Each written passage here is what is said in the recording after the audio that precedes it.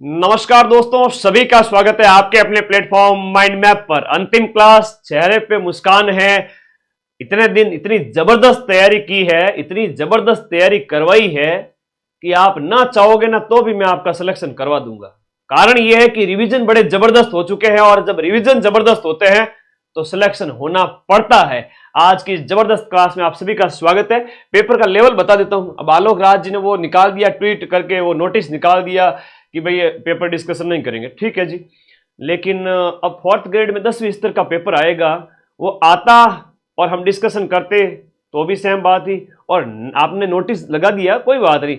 आज की क्लास में से बाहर चले जाए तो बता देना। आज की इस क्लास में से 19 आपका जो 18, 19, 20 और 21 सितंबर वाला जो पेपर है उसमें 80 क्वेश्चंस के आसपास सीधे सीधे प्रश्न मिलने पड़ेंगे। हाँ जी, तो देखो आज की इस क्लास में आपके लिए क्या लेकर आया हूं। कंप्लीट जो सिलेबस है उसके नोट्स हैं, चाहे आपकी राजस्थान हिस्ट्री कल्चर ज्योग्राफी वगैरह है, हिंदी इंग्लिश है, कंप्यूटर है, साइंस पॉलिटी करंट, इन सब के अगर एग्जाम पास करना है तो ये रट लेना अगले 2 दिन के अंदर। चलिए शुरू करता हूं। और सबसे पहले राजस्थान हिस्ट्री है और राजस्थान हिस्ट्री को मैं सिर्फ और सिर्फ 10 मिनट या 10 से 15 मिनट में खत्म करूंगा। सिर्फ और सिर्फ 10 से 15 मिनट में राजस्थान हिस्ट्री खत्म करूंगा। और आ जाइए शुरू करते हैं। सबसे पहले ध्यान दीजिएगा, जो मोस्ट इंपोर्टेंट है मैं केवल उसके ऊपर बात करूंगा। मोस्ट इंपोर्टेंट चीज के ऊपर बात करूंगा कि राजवंश आपके सिलेबस में है और सभ्यताएं आपके सिलेबस में है। सभ्यता का एक पेज और ऐड करके भेज दूंगा, उसमें कौन कहां की सभ्यता है बस इतना याद रख लेना। किसने खुदाई की, कौन से जिले में स्थित है, इससे ज्यादा कुछ नहीं पूछेंगे। चौहान राजवंश की बात करें तो ये आपके जो है अग्निकुंड से उत्पन्न बताए गए हैं। इनमें आपको याद रखना है, चंद्रबरदई ने बताया 4 उसमें।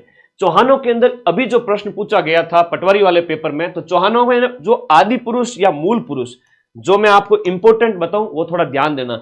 आदि पुरुष या मूल पुरुष वासुदेव चौहान था। अब वासुदेव के बाद में इनकी जो अलग अलग शाखाएं स्थापित हुई थी, नाडोल में बात करें तो ये उसके बाद में ये सेकंड शाखा है जो यहां पर स्थापित हुई थी। तो नाडोल पाली कर देना।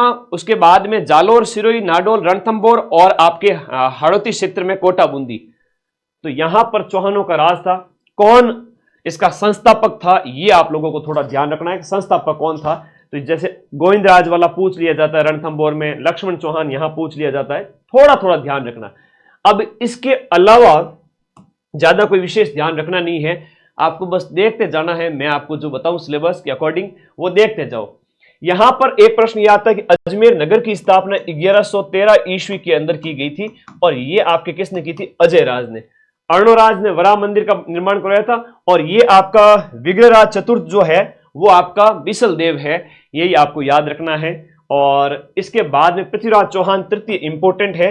तराइन के सेकंड युद्ध के अंदर आपके गौरी के हाथों पराजय और यहां पर दिल्ली सल्तनत वगैरह स्थापित हो जाते हैं, तुर्कों का राज। रणथंभौर वाला ज्यादा कोई कुछ नहीं देखना है, इसमें एक हमीर देव को थोड़ा सा इंपोर्टेंट है, देखना है आपको। यहां पर एक हमला होता है 1301 ईस्वी में, राजस्थान का जो पहला शाखा जिसे हम कहते हैं हमीर देव के ऊपर अलाउद्दीन खिलजी का हमला होता है। बस इतना इसको याद रखिएगा। उसके बाद में ये मैंने सब करवा चुका हूं पीछे, ठीक है। मैन कौन कहां के जो है चौहान थे।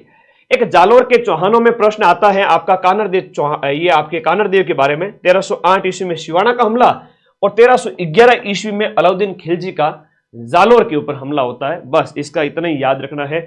और उसके बाद में अलग अलग जो चौहान शासक हैं उनके बारे में बताया है। हम बात करें चौहानों के बाद एक अन्य राजाओं के बारे में, राजवंशों के जो हेड है उनके बारे में पूछा जाएगा।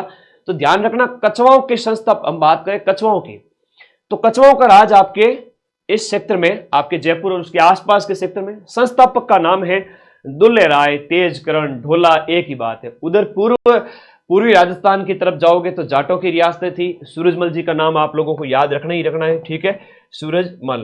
तो ये महाराजा सूरजमल जी का नाम याद रखना। और आगे इस तरफ अगर बात करें तो मारवाड़ के राठौड़ राजवंश की बात करें तो राठौड़ों के मूल पुरुष का नाम तो सिया है ना। सिया है वो क्या है? राठौड़ों का मूल पुरुष है। सिया के बाद में जो वास्तविक संस्थापक कहा जाता है वो जोधा को कहा जाता है, 12 मई 1459 को। और उसके बाद में बीकानेर में बीका के द्वारा राठौड़ राजवंश की एक शाखा स्थापित की गई। किशनगढ़ की शाखा है वो मोटा राजा उदय सिंह के उत्तराधिकारियों ने किशनगढ़ अजमेर में। तो ये राठौड़ याद रखना। गुर्जर प्रतिहार का पूछे तो बताना कि राजस्थान के अंदर एक जालोर और जोधपुर मंडोर यहां पर गुर्जरों का राज था, और एक अलवर क्षेत्र है जहां पर भी आपके गुर्जरों का हमें जो गुर्जर प्रतिहार वंश के शासकों के राजाओं के उल्लेख मिलते हैं। अब इसके बाद में देखिएगा जयपुर राज्य के अंदर ज्यादा, जयपुर में यहां पर कछवाओं का राज याद कर लेना, बस संस्थापक आपने कर ही दिया, देख लिया। सारे राजाओं का शॉर्ट एक बार देख लेना, मैं डाल दूंगा यहां पर आप लोगों को, ठीक है। इसके बाद राजवंश एक लंबा चौड़ा है, इसलिए थोड़ा सा इसमें अपने को बचना है। मेवाड़ के राजवंश की बात करें तो गुहिल राजवंश का जो संस्थापक 566 ईस्वी के अंदर गुहादित्य, बस इतना याद रखिएगा और आगे देखिएगा। नेक्स्ट हम बात करें, और इनके अंदर जो अलग अलग राजा हैं उनकी उपाधियां वगैरह थोड़ा इंपॉर्टेंट है। जैसे बप्पा रावल की बात करें तो बप्पा रावल को काल भोज कहा गया, ऐसे याद करो। उसके बाद में रावल रतन सिंह की बात करें तो अलाउद्दीन खिलजी का जो हमला होता है रावल रतन सिंह के समय में, बहुत सारी चीजें हैं मैं आपको बताऊंगा। अरे अभी तो हिंदी इंग्लिश वगैरह पॉलिटी आने दो फिर बताता हूं, खतरनाक चीजें, ठीक है। ओके, ये क्लास हो सकता है कि मैं कई सारी चीजें मैंने शामिल की है, तो जब तक डिलीट ना हो तब तक देख लेना बार बार। ओके ओके, अगला देखो, ये कई सारी और शाखाओं के अंतर्गत महाराणा कुंभा का जो हम बात करें, इनकी कुंभा की जो उपाधियां और इनका जो शिल्पी ये पूछे जाते हैं। तो कुंभा की उपाधियों के अंदर आपका जो है इंपोर्टेंट है अभिनव भट्टाचार्य वगैरह, या हम कुंभा को हिंदू सुल्तान कहते हैं, ठीक है, याद रखिएगा। और इनकी किताबों के अंदर आपका संगीत राज, संगीत मीमांसा, सूड प्रबंध वगैरह ये मोस्ट इंपोर्टेंट है, ठीक है, पूछे जाते हैं, याद करिएगा। उसके बाद में विजय स्तंभ के बारे में पूछ लेवे तो विजय स्तंभ को भारतीय मूर्तिकला का कोष कहते हैं, थोड़ा इसको याद करिएगा। इन राजाओं को थोड़ा देखिएगा, सांगा को हिंदू पथ कहते हैं, यह याद रखिएगा। और खनवा का युद्ध वगैरह, और इसके साथ साथ अन्य राजाओं को देख लीजिएगा। हालांकि एकदम नॉर्मल आपको डिस्कशन करना है इसके अंदर, है ना। 1857 की क्रांति, मॉडर्न थोड़ा हिस्ट्री की, राजस्थान की जो मॉडर्न हिस्ट्री उसके ऊपर बात करूंगा, थोड़ा सा ध्यान दीजिएगा। अलग अलग 1857 की क्रांति के समय 6 सैनिक छावनियां थी राजस्थान में। कितनी सैनिक छावनियां थी, ये पीडीएफ पूरी टेलीग्राम ग्रुप में जाएगी, और देखो लिंक आपके फोन में नीचे की ओर कमेंट बॉक्स में देखो दिया हुआ है, यहां पर आपके फोन में ब्लैक कलर की पट्टी में माइंड मैप टेलीग्राम ग्रुप, वहां चले जाओ सारे साथी, पीडीएफ आपको मिल जाएगी। 6 सैनिक छावनियां थी, एनी ब्यान देखे, एरिनपुरा जो है नसीराबाद, नीमच, देवली, ब्यावर, एरिनपुरा, खेरवाड़ा। यहां से 28 मई को क्रांति की शुरुआत होती है। 28 मई 1857 को नसीराबाद से क्रांति की शुरुआत होती है राजस्थान के अंदर। 1857 की क्रांति कहां से शुरू हुई, सैनिक छावनियां कितनी थी, 6 थी, ये प्रश्न पूछा जाता है, ठीक है। 28 मई 15वीं बंगाल नेटिव इन्फेंट्री जो मेरठ से आई थी उसके द्वारा। उसके बाद में एक प्रश्न यह आता है कि पॉलिटिकल एजेंट किन किन रियासतों के अंदर कौन कौन से थे, पॉलिटिकल एजेंट किन किन रियासतों के अंदर कौन कौन थे, ये आप लोगों को ध्यान रखना है। तो कोटा के अंदर जो बर्टन था, जोधपुर में मैकमोसन, भरतपुर में मॉरिसन और उदयपुर में शॉवर्स, उसके बाद जयपुर में ईडन और सिरोही में हॉल, इस तरह से याद रखिएगा। राजस्थान की हिस्ट्री को बस खत्म कर ही रहा हूं, 5 मिनट और रुकिएगा, सिर्फ 1-1.5 घंटा क्लास होगी, 100 मिनट की क्लास होगी, और हर 1 मिनट के अंदर एक प्रश्न आपके छप रहा है। इधर देखो, जनजागृति के दौर के अंदर राजस्थान की हिस्ट्री के अंदर जब हम देखते हैं तो एक प्रश्न आता है, भगत आंदोलन किसने चलाया था, तो गोविंद गुरु के द्वारा चलाया गया था, ये याद रखिएगा। उसके बाद एक ही आंदोलन, तो मोतीलाल तेजावत, 21 सूत्री मांग जिसे मेवाड़ की पुकार कहते हैं।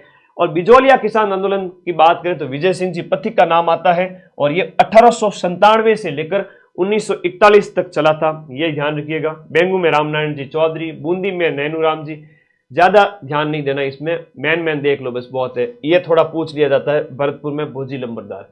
राजस्थान के एकीकरण के 7 चरण हैं, राजस्थान के एकीकरण के 7 चरण हैं, जिसमें 1948 के 3 चरण हैं, 18 मार्च और फिर वापस 18 मार्च से वापस 18 अप्रैल चले जाओ, बीच में एक 7 दिन का गैप ले लो। मत्स्य संघ है, राजस्थान, पूर्व राजस्थान संघ कहो, राजस्थान संघ कहो, फिर संयुक्त राजस्थान कहो। इसमें उदयपुर यानी मेवाड़ का विलय होता है, वो बहुत इंपॉर्टेंट है, पूछ लिया जाता है। एक प्रश्न ये पूछते हैं कि मत्स्य संघ के अंदर कौन कौन सी रियासतें थी, तो अलवर, भरतपुर, धौलपुर, करौली थी, ABCD। ए बी सी और डी, अलवर भरतपुर धौलपुर करौली, ये ध्यान रखो। अब 1949 के अंदर 2 चरण होते हैं, फिर आपका एक जो है आपका 5वां चरण, जिसमें मत्स्य संघ का विलय होता है ना, जो है मत्स्य संघ का विलय इसमें होता है 5वें चरण के अंदर। तो ये थोड़े पूछे जाते हैं, ध्यान रखिएगा। कौन कब बना था, राज प्रमुख कौन था, राजधानी कौन सी थी, और 5वां और 6वां चरण हो गया कंप्लीट। 7 चरण थे टोटल। 1 नवंबर 1956 को राजस्थान का एकीकरण संपन्न होता है। राजस्थान के एकीकरण से 1 से 2 प्रश्न आएंगे, ठीक है, ओके। यूट्यूब से कैसे कमाए 1 से 2 हजार रुपए? मेरे शॉर्ट्स छोटे छोटे कट करके डाला करो, छोटी छोटी वीडियो कट करके डाला करो, आप लोगों को कमाई हो जाएगी, ठीक है, लेकिन पूरा वीडियो कॉपी नहीं करना। प्रजामंडल आंदोलन की बात करें तो एक जयपुर प्रजामंडल के बारे में याद रखना। 1931 के अंदर जयपुर प्रजामंडल की स्थापना होती है और कर्पूर चंद पाटनी की अध्यक्षता में। और उसके बाद एक प्रजामंडल जो पूछा जाता है मारवाड़ वाला, 1934 वाला, याद रखिएगा। उसके बाद में अगला जो प्रजामंडल इंपोर्टेंट है वो है आपका, जैसे मेवाड़ प्रजामंडल पूछ लिया जाता है तो ये 1938 में स्थापित होता है। तो ये थोड़े प्रजामंडल वगैरह ध्यान रखिएगा, लेटेस्ट है ना। सभ्यताओं की बात करें, मोस्ट इंपोर्टेंट है, एक सीधा सीधा प्रश्न है, सभ्यताओं से पूछ लिया जाएगा। ये पूछ लेंगे कि बागोर की सभ्यता कौन से जिले में स्थित है और किस नदी के किनारे है। अब इसके बाद मुझे बार बार जो है पेपर सॉल्यूशन कराने की जरूरत ही नहीं पड़ेगी। आप देखना पेपर के अंदर क्वेश्चन छपना पड़ेगा। इस क्लास से मैं बता दूंगा आपको 75 से 80 क्वेश्चन हर एक शिफ्ट के अंदर, पहली, दूसरी, तीसरी, चौथी, पांचवी, छठी, हर एक शिफ्ट के अंदर 80 के लगभग क्वेश्चन सिर्फ इस एक क्लास से। इतना मेरा कॉन्फिडेंस है। और जिस दिन पेपर बाहर आया उस दिन मैं प्रूफ लेकर आऊंगा 21 तारीख के बाद में, ठीक है। कि गुरुजी न्याल कर दिया थे तो मैंने, ठीक है भाई न्याल कर देंगे। बस एक शर्त यह है कि आप लोग कभी अपना ये है ना, जब समय होता ना तब इंसान है ना गलती करता है। तो अब समय, ये 4th ग्रेड तो मैं पास करवा दूंगा। 4th ग्रेड बनने के बाद में 21 तारीख से जितने भी नए बैच स्टार्ट हो, चाहे सीईटी है, थानेदार का है, आरएस प्री का है, सब में आप सभी को पढ़ना स्टार्ट करना पड़ेगा। क्योंकि केवल और केवल आप 4th ग्रेड बढ़ो, बहुत अच्छी बात है, एक बार स्टेबिलिटी आ जाए, आपका जो टैग है ना बेरोजगारी का वो हट जाए, लेकिन एटलीस्ट आपको जीवन में ऊंचाइयों को प्राप्त करना है। और ऊंचाइयों को प्राप्त करने में मैं आपकी पूरी मदद करूंगा। तो 21 तारीख से हम सारे बैच स्टार्ट कर रहे हैं, आप सभी साथियों का स्वागत रहेगा, ठीक है। इंतजार करूंगा 21 तारीख को सुबह से। एक बार पेपर देके आ जाओ, रिजल्ट आए तब तक आगे की तैयारी। ये जो लिंक है ना टूटना नहीं चाहिए पढ़ाई का। बागोर भीलवाड़ा है कोठारी नदी के किनारे, याद रखना। बैराट बागोर पूछ सकते हैं, बैराट है तो जयपुर कर देना पुराना, और नया पूछे तो आपका कोटपुतली बहरोड। आहड़ वाला मोस्ट इंपोर्टेंट है, उदयपुर के अंदर है, और आपका एक व्यास है 1953 के अंदर इसकी खोज खुदाई की गई। गणेश्वर वाला आपसे पूछेंगे, जरूर पूछेंगे। गणेश्वर वाला सीकर के अंदर है, कांकली नदी के किनारे। कालीबंगा की सभ्यता आपसे पूछेंगे, हनुमानगढ़ के अंदर है, घग्गर नदी के किनारे। हर एक पारी में प्रश्न आना पड़ेगा इस सारणी से। बालाथल वाला थोड़ा ज्यादा ही पूछा जा रहा है, उदयपुर के अंदर है, ठीक है। गिलुंड की सभ्यता है वो आपका राजसमंद के अंदर स्थित है। रेड की सभ्यता को प्राचीन भारत का टाटा नगर कहते हैं, ठीक है, सिक्कों के भंडार मिलने के कारण। आगे देखो, राजस्थान के भूगोल की बात करते हैं। राजस्थान की भूगोल की बात करूं उससे पहले टेलीग्राम ग्रुप ज्वाइन कर लेना सभी साथी। टेलीग्राम में मैंने सारी की सारी पीडीएफ डाल दी है, चाहे वो आपके हिस्ट्री कल्चर 2025 के पेपर हो, या राजस्थान जो करंट अफेयर्स है, या national current affairs. Current affairs में आप लोग है ना सिर्फ और सिर्फ हेडिंग देख लेना। हाँ, सिर्फ और सिर्फ हेडिंग देख लेना आप। करंट अफेयर्स की जो थ्योरी है उससे ज्यादा कुछ मत करना, और 12 घंटे हिस्ट्री कल्चर देख लेना। 50 क्वेश्चन हिस्ट्री कल्चर, ज्योग्राफी और करंट अफेयर्स की पीडीएफ से हो जाएगी। जाओ ग्रुप के अंदर, फटाफट ये पीडीएफ पढ़ो। राजस्थान की ज्योग्राफी में स्थिति और विस्तार का सीधा सीधा प्रश्न आता है कि 23 डिग्री 03 यानी कर्क रेखा, 23 डिग्री 03 कर्क रेखा अक्षांश से लेकर के 30 डिग्री 12 उत्तरी अक्षांश तक इसका विस्तार है। 7 डिग्री का अंतर आता है। देशांतर में गुणसित्र से लेकर के 78 तक, गुणसित्र 30 जैसलमेर से लेकर के 78 17 धौलपुर तक इसका विस्तार है। राजस्थान के भौतिक प्रदेशों की बात करें तो यहां पर राजस्थान है वो आपका उत्तरी पूर्वी स्थिति के मतलब इसकी स्थिति है उत्तरी पूर्वी सीमा के अंदर स्थित है। टोटल इसकी जो सीमा है, आकार पूछा जाता है। विषम कोणीय चतुर्भुज के समान इसका आकार है। विषम कोणीय चतुर्भुज के समान आकार है। बाउंड्री देखो, टोटल अंतरराष्ट्रीय और अंतर्राज्यीय सीमा की बात करें तो 5920 है, जिसमें अंतर्राज्यीय 4850 है और अंतर्राष्ट्रीय सीमा आपकी 1070 जो है हो जाती है। ठीक है, इतना आपको याद रखनी है, 1070 और पाकिस्तान के साथ। क्षेत्रफल 34/22 है। राजस्थान के भौतिक प्रदेश की बात करें तो 4 भौतिक प्रदेशों में बांटा गया है। ये आपका अर्ध शुष्क क्षेत्र है। राजस्थान के रेगिस्तानी क्षेत्र का पहला जो भाग अर्ध शुष्क है और ये शुष्क भाग है। शुष्क के भाग है जैसे आपका जो है आपका घग्गर है, शेखावाटी है, नागौरी उच्च भूमि है, गोडवाड़ प्रदेश या लूनी बेसिन है। उसके बाद अरावली होगी, फिर मैदान हो गया, फिर हाड़ौती का क्षेत्र हो गया। इनमें से सीधे सीधे पता होने चाहिए। अब एक प्रश्न ये पूछ लिया जाता है कि राजस्थान के भौतिक प्रदेशों के अंदर उसके बारे में आपको बताना होता है। तो मरुस्थल का विस्तार कितने एरिया में है? 61% पर है। अरावली 9% पर है, मैदान 23 पर है और हाड़ौती जो पठार है वो आपका लगभग 7% के आसपास है। डाटा याद रखना, जनसंख्या कितनी रहती है, कैसी मिट्टी है, कैसी जलवायु है। फिर एक प्रश्न ये आता है ऑकलवुड फॉसिल पार्क वाला, तो जैसलमेर के अंदर काष्ठ जीवाश्म है, थोड़ा सा दिमाग में रखना। पीडीएफ में आपको टेलीग्राम में दूंगा। अभी इस क्लास को मैं 4-5 घंटे नहीं पढ़ा सकता, कल ही पेपर है इसलिए। हाँ, आप रिवीजन कर लेना, मजा नहीं आ जाए तो कहता एक सारे के सारे क्वेश्चंस मिल जाएंगे वहां से, ये मेरा वादा है दिल से। हर एक पारी के अंदर 80 क्वेश्चंस इस क्लास से मिला के दिखाऊंगा, ठीक है ना। अब आलोक राज भी परेशान हो रहे, करे तो करे क्या। वो 4th ग्रेड का पेपर इतना हल्का आएगा कि वो अगर बच्चों ने मुझे कह दिया ना कि सर आज ये क्वेश्चन पूछे, आधे घंटे के अंदर 100 क्वेश्चन वैसे के वैसे बना दूं, अगली पारी में वो आने पड़ेंगे। इसलिए कहा कि वो डाकी आदमी बैठा है, उससे बच के रहने का एक ही तरीका है कि नोटिस निकाल दो। पर मैं तो आज पहले ही दे दिया आपको पूरा पेपर। ये पूरा पेपर है, 300 स्लाइड्स है छोटी छोटी, इसको पढ़ लेना, इससे बाहर क्वेश्चन नहीं जाएंगे।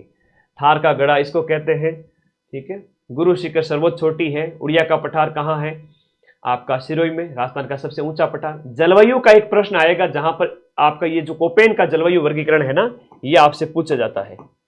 कोपेन वाला जलवायु वर्गीकरण आपसे पूछा जाता है। जहां हम बात करते हैं BWHW की बात करते हैं तो पश्चिमी राजस्थान की बात करते हैं।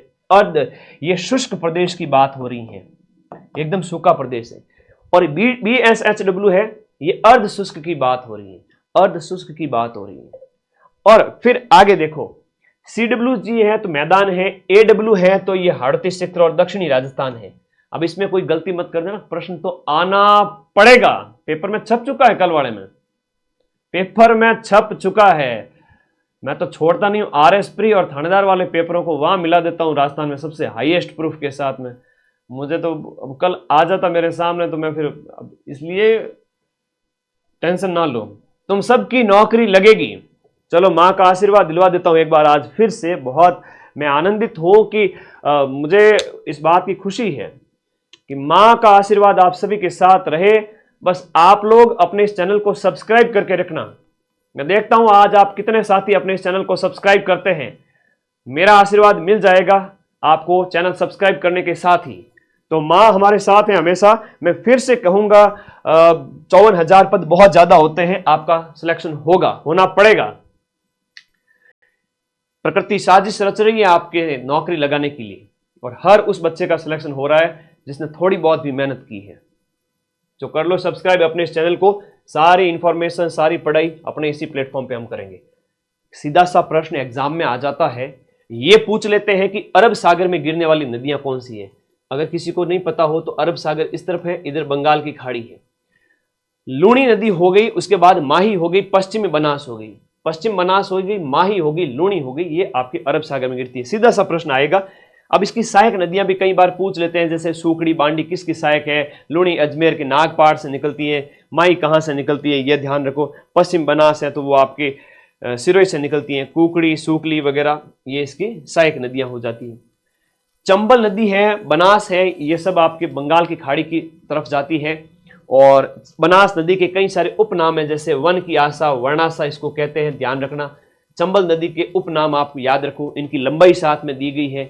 चूलिया जलप्रपात कौन सी नदी पर बना हुआ है, ये पूछा जाता है। राजस्थान का सबसे ऊंचा जलप्रपात। ये पूछा जाता है कि आपके 4 जो डैम बने हुए हैं ये कौन सी नदियों पर बने हुए हैं, ये डैम का भी प्रश्न आपसे पूछा जाता है, ठीक है। सहायक नदियों का प्रश्न भी आपसे पूछ लेते हैं। बेड़च की बात करें, आजकल बेड़च थोड़ी ज्यादा ही पूछी जा रही है ना। बेड़च वगैरह, ये बनास जो है बनास है, इसकी सहायक बेड़च है। ये थोड़ा आजकल ज्यादा ही पूछा जा रहा है, इंपॉर्टेंट क्वेश्चन है।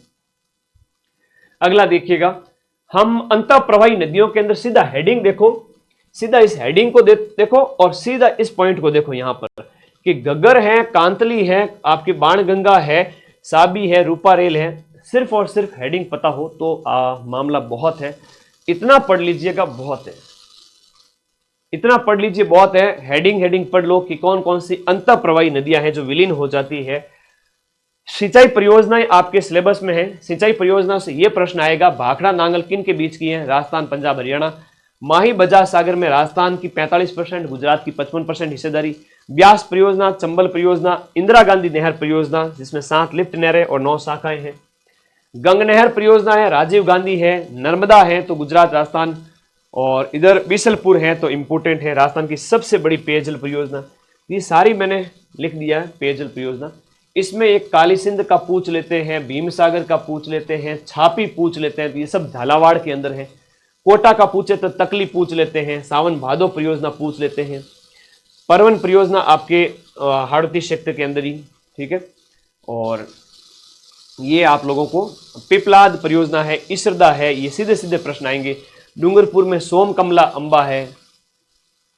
झीलों का प्रश्न भी एग्जाम में आपसे पूछा जाएगा कि जैसे सांबर झील है तो वो रामसर साइट है, टोटल 4 रामसर साइट याद रखना। खारे पानी की झीलें हैं तो वो भी थोड़ा ध्यान रखो, ठीक है। खारे पानी में डीडवाना वगैरह, ये लूण करणसर वगैरह, ताल छापर, फलोदी, कावोद।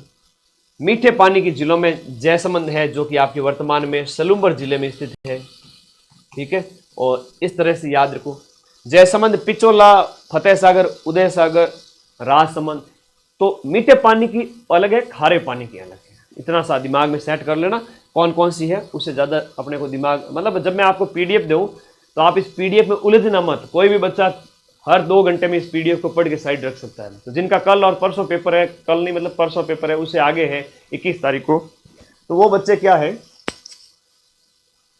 है कि इस पीडीएफ को 10 बार देख सकते हैं, ठीक है।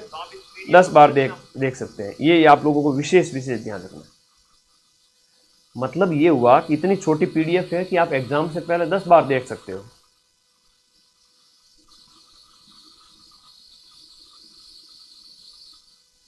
आ गया, जो टेक्निकल टीम को बोल दिया है वो चेक कर लेंगे, वॉइस वगैरह अगर कोई दिक्कत हो जाएगी।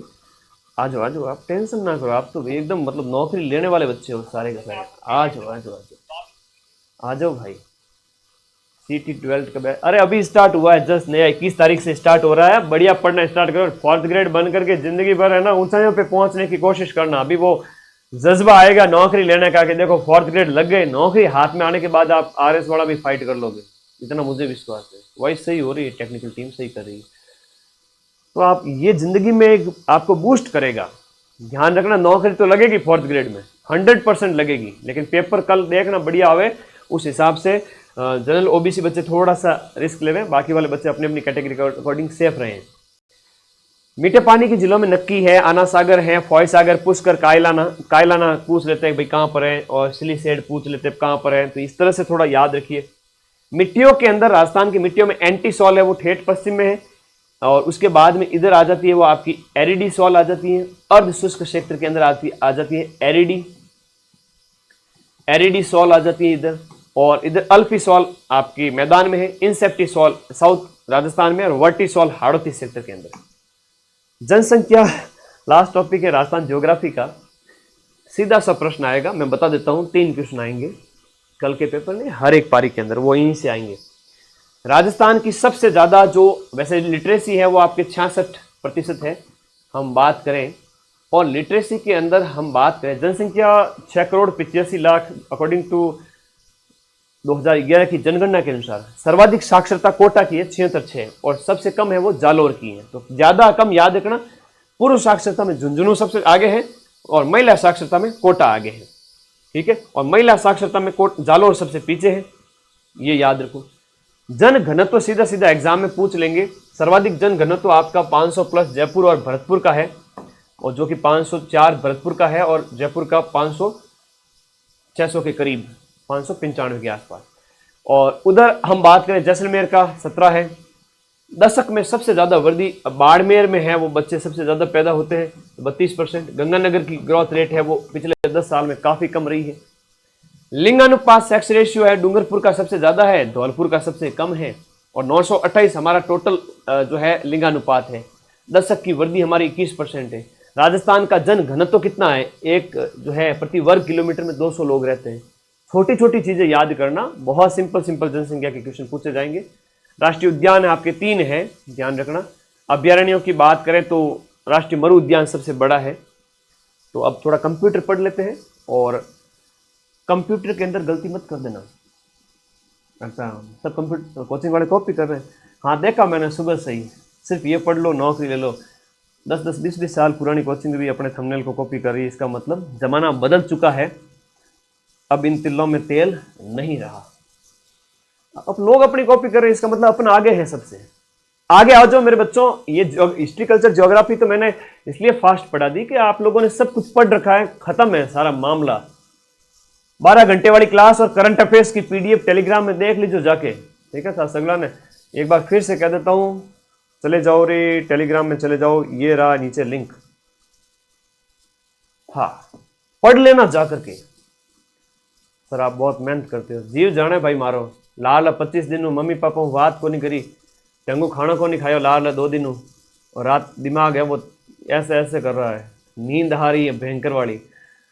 लेकिन मैं आज अंतिम समय तक मैं हार मानने वालों में से नहीं हूँ। मैं अंतिम समय में बच्चों के साथ खड़ा रहता हूँ। मेरे भाई बहन और छोटे बड़े सब, मैं तुम्हें अकेला कैसे छोड़ सकता हूँ यार, है ना। अभी तो और पढ़ाऊंगा, जिंदगी में ऊंचाइयों पे ले जाऊंगा और आगे। कंप्यूटर स्टार्ट कर रहा हूँ, 3रा सब्जेक्ट। तुम देखोगे कि सर ने सारे सब्जेक्ट पढ़ा दिए, ये माँ सरस्वती का आशीर्वाद है।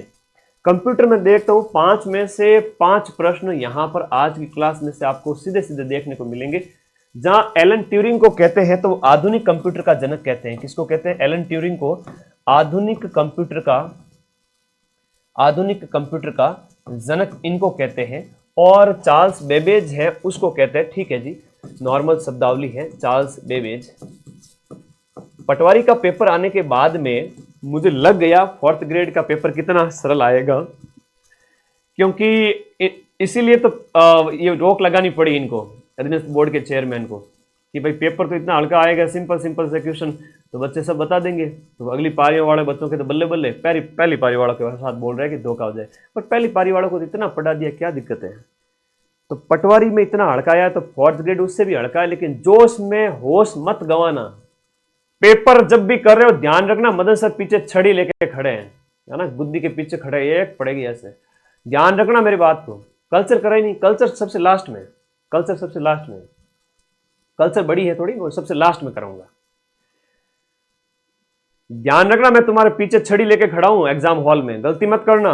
नहीं आ रहे 3 ऑप्शन 4 गोड़ों में, समझ में नहीं आ रहा है 4 ऑप्शन, कोई कठिन प्रश्न आ गया, छोड़ दो, 5वां गोड़ा भर दो, रिस्क नहीं लेनी ज्यादा, 105 होने के आसपास, ठीक है। ध्यान रखना, एग्जाम हॉल में पीछे खड़ा हूं सबके, शरीर मेरा यहां रहेगा, लेकिन मैं ध्यान की अवस्था में बैठूंगा, मेरा आत्मा निकल करके पूरी जगह घूम करके वापस आएगी, पूरे राजस्थान में।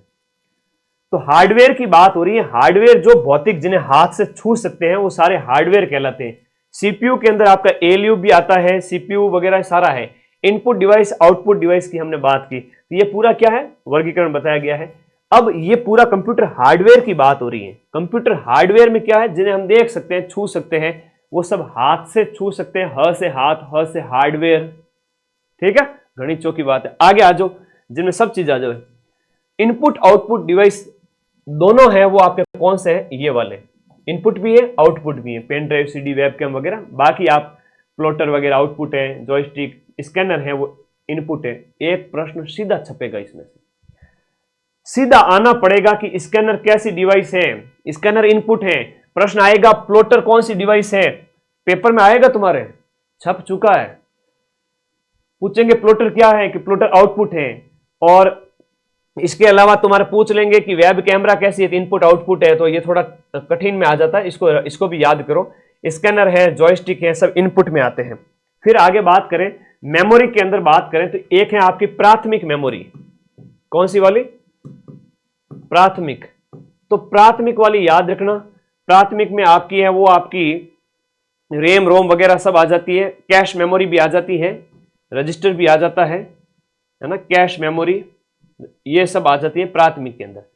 द्वितीयक मेमोरी है या बाहरी एक्सटर्नल मेमोरी है ना, बाहरी या हम बात करें द्वितीयक, इनमें आता है आपका फ्लैश मेमोरी, ऑप्टिकल, ये जितने भी दूसरी वाली यूएसबी वगैरह वो सब इसमें आ जाती है, कोई टेंशन न लेनी, मेमोरी वाले सीधे सीधे क्वेश्चन है।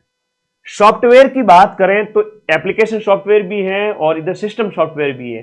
सिस्टम सॉफ्टवेयर में ऑपरेटिंग सिस्टम जो है वो सिस्टम सॉफ्टवेयर है, थोड़ा अंतर पता होना चाहिए कि एप्लीकेशन सॉफ्टवेयर में जिसमें आपका जो एमएस वर्ड है, एक्सेल है, ये एप्लीकेशन सॉफ्टवेयर है, और आपका सिस्टम सॉफ्टवेयर में यूटिलिटी, भाषा और ऑपरेटिंग आता है। थोड़ा सा वर्गीकरण पता है तो सब सेट है मामला।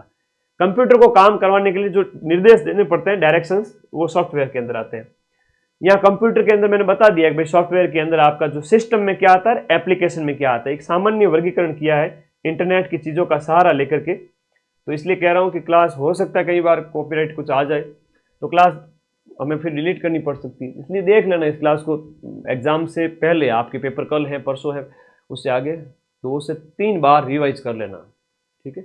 आपकी बुक्स आती है क्या? अरे भाई अपनी बुक्स राजस्थान रामबाण है ना, ये पेपर आगे आ जाओ। इधर देखो एमएस वर्ड की बात करें, एमएस वर्ड के अंदर माइक्रोसॉफ्ट कंपनी द्वारा विकसित किया गया वर्ड प्रोसेसिंग जो सॉफ्टवेयर है, वर्ड विंडो के घटक बताए गए हैं। तो वर्ड कैसा होता है, कुछ ऐसा होता है जिसमें मेन्यू बार वगैरह, टाइटल बार वगैरह, स्टेटस बार, व्यू सब दिया हुआ है, ठीक है। ज्यादा टेंशन में आपको जाना नहीं है, किसी प्रकार का एक्स्ट्रा नहीं पढ़ना है। एमएस एक्सेल की बात करें तो स्प्रेडशीट है, जितने भी डाटा वगैरह है उसके लिए आपका इसका इस्तेमाल किया जाता है, सारणी बनाने वगैरह के लिए, इन सब के लिए इसका इस्तेमाल किया जाता है। फिर आगे देखो एक्सेल की बात करें तो एक्सेल का कुछ सीट ऐसी दिखती है, ठीक है, ओके। एमएस पावर पॉइंट की बात करें तो माइक्रोसॉफ्ट कॉर्पोरेशन द्वारा विकसित किया गया जो एक प्रस्तुतिकरण सॉफ्टवेयर है, इसके अंदर स्लाइड है ना, इसे मतलब स्लाइड कहा जाता है, पृष्ठ को स्लाइड कहा जाता है, जो है आपका पावर पॉइंट प्रेजेंटेशन है, ठीक है, पावर पॉइंट प्रेजेंटेशन। आगे देखिए, अभी तो हिंदी इंग्लिश आनी बाकी है। आ जाओ आ जाओ आ जाओ, बहुत बढ़िया, ओके ओके ओके। इधर देखिएगा पावर पॉइंट के अंदर ये इसका प्रेजेंटेशन वगैरह, ये घटक कौन कौन से, स्लाइड है और स्लाइड टैब है, आउटलाइन टैब वगैरह, ये कंप्यूटर के अंदर पढ़ लेना। इंटरनेट की बात करें तो विश्व में इसकी 1969 में शुरुआत होती है। इसमें एक्स्ट्रा नेट क्या होता है, बाहरी लोगों को अनुमति देकर आंशिक रूप से एक्सेस देना। इंटरनेट क्या होता है, निजी नेटवर्क, केवल संस्था सदस्य वगैरह। मतलब इसमें ज्यादा आपको माथाफोड़ी नहीं करनी है, मैंने जो बताया एक मेमोरी यूनिट वाला वो लगाना है ना, केबी एमबी वाला, एक वो प्रश्न, एक इनपुट आउटपुट वाला, एक ऑपरेटिंग सिस्टम कौन कौन से होते हैं, ऐसा पूछ लेंगे। तो 3-4 प्रश्न ये तो फिक्स है। फिर देखो साइंस के जब बात करें, साइंस के अंदर आपकी धातु अधातु की बात कर रहे हैं ना, धातु के गुण की बात हुई। यहां पर धातु के अंदर धातु को आप तान सकते हो, लेकिन यहां पर अधातु की बात करें तो आपके इनमें सामने जो इनको आप तान नहीं सकते है ना, ऐसे तार नहीं बना सकते खींच करके, है ना, तो इनका अधातु के अंदर ये ऑपोजिट है, और धातु है वो आपकी ठोस होती है, इन्हें आप तार बना सकते हैं, खींच सकते हैं। और इसके बाद लोहा तांबा वगैरह आ गया, इसमें क्लोरीन व ब्रोमीन वगैरह आ गया। यौगिक है वो 2 या 2 से अधिक तत्वों के परमाणु निश्चित अनुपात में मिलकर बनते हैं, जैसे आपका सोडियम और क्लोराइड से नमक बन गया। इसके साथ हम बात करें भौतिक और रासायनिक परिवर्तन, आपके सिलेबस में है 5 प्रश्न में से एक प्रश्न भौतिक और रासायनिक परिवर्तन का आपके कल सुबह वाले पेपर के अंदर छप चुका है। क्या पूछेंगे सर? अरे ये पूछेंगे कि भौतिक परिवर्तन क्या होता है। भौतिक परिवर्तन की बात करें, वह परिवर्तन जिसमें किसी पदार्थ के भौतिक गुण में परिवर्तन होता है, मतलब रंग रूप आकार वगैरह बदल सकता है, लेकिन वापस उसे रिवर्सेबल होता है, वापस उस अवस्था में आ जाए तो उसे क्या कहेंगे? भौतिक परिवर्तन। सीधी सी बात है। रासायनिक परिवर्तन के अंदर वो स्थायी परिवर्तन होता है, परमानेंट परिवर्तन होता है, नया पदार्थ बन जाता है। अब इस नए पदार्थ के अंदर हम बात करें तो सारे के सारे उदाहरण सामने दिए हैं, चाहे आपका किण्वन के द्वारा शराब बनाना, पटाखों का विस्फोट, श्वसन क्रिया भी इसमें आती है, लोहे पर जंग लगना मोस्ट है। सीधा सा आ जाएगा कि लोहे में जंग लगा है, इसका मतलब केमिकल रिएक्शन हुआ है। हाँ, तो अभी तो इंडिया की पॉलिटी बहुत शानदार करके लाया हूं, चिंता ही मत करो। बहुत चीजें राजस्थान पॉलिटी, इंग्लिश हिंदी में बहुत मेहनत की है आज की क्लास में, ठीक है। अब आगे देखो प्रकाश संश्लेषण वगैरह, एक सीधा प्रश्न आना पड़ेगा, मां सरस्वती ने कह दिया है। इसमें से आएगा, छप चुका है पेपर में, देखो तो सही, मोस्ट है। आगे देखो, एक धातु अधातु में से मोस्ट है। हर एक स्लाइड आपके संभावित क्वेश्चन है। प्रकाश का परावर्तन का जो नियम है आपके सिलेबस में है। तो परावर्तन क्या होता है कि जब आपके वस्तु में रंग दिखाई देना परावर्तन की घटना पर आधारित है। ठीक है, श्वेत प्रकाश में आपके बात करें, श्वेत प्रकाश है वो 7 रंगों से मिलकर बना होता है, यहां पर बताया गया है। और आगे देखो आप, परावर्तन की घटनाएं कौन सी हैं, परावर्तन आधारित क्रियाएं कौन सी हैं। जैसे आईने में आप अपना थोबड़ा देखते हो, प्रतिबिंब, अपना थोबड़ा देखना रिफ्लेक्शन उनका प्रतीक है। पानी की सतह पर आकाश या पेड़ों का प्रतिबिंब दिखना, वो परावर्तित होकर के दिखता है। ये इसके उदाहरण है। एक प्रश्न ये आता है कि आपतन कोण है वो परावर्तन कोण के बराबर होता है। तो ये आपके दोनों जो कोण होते हैं ना वो बराबर होते हैं। कोण क्या होते हैं, बराबर होते हैं। ये परावर्तन का नियम यहां पर लिखा हुआ है। दर्पण के अंदर आपके अवतल का प्रयोग किस में होता है, सर्च लाइट, वाहनों की हेडलाइट वगैरह इसके अंदर होता है। उत्तल का प्रयोग है वो आपको वाहनों के साइड मिरर के अंदर होता है। हेडलाइट के अंदर अवतल का है, ऐसे थोड़ा ध्यान रखना। एक ये भी पूछ सकते हैं, दाढ़ी बनाने वाले दर्पण है तो अवतल है। मानव रोग का सीधा सीधा प्रश्न पेपर में छप चुका है, छप गया है। क्या छप गया है प्रश्न, व्हाट्सएप नंबर क्या सर आप, अरे बेटा 8955982723। लेकिन इतने संख्या में व्हाट्सएप आया पड़े हैं।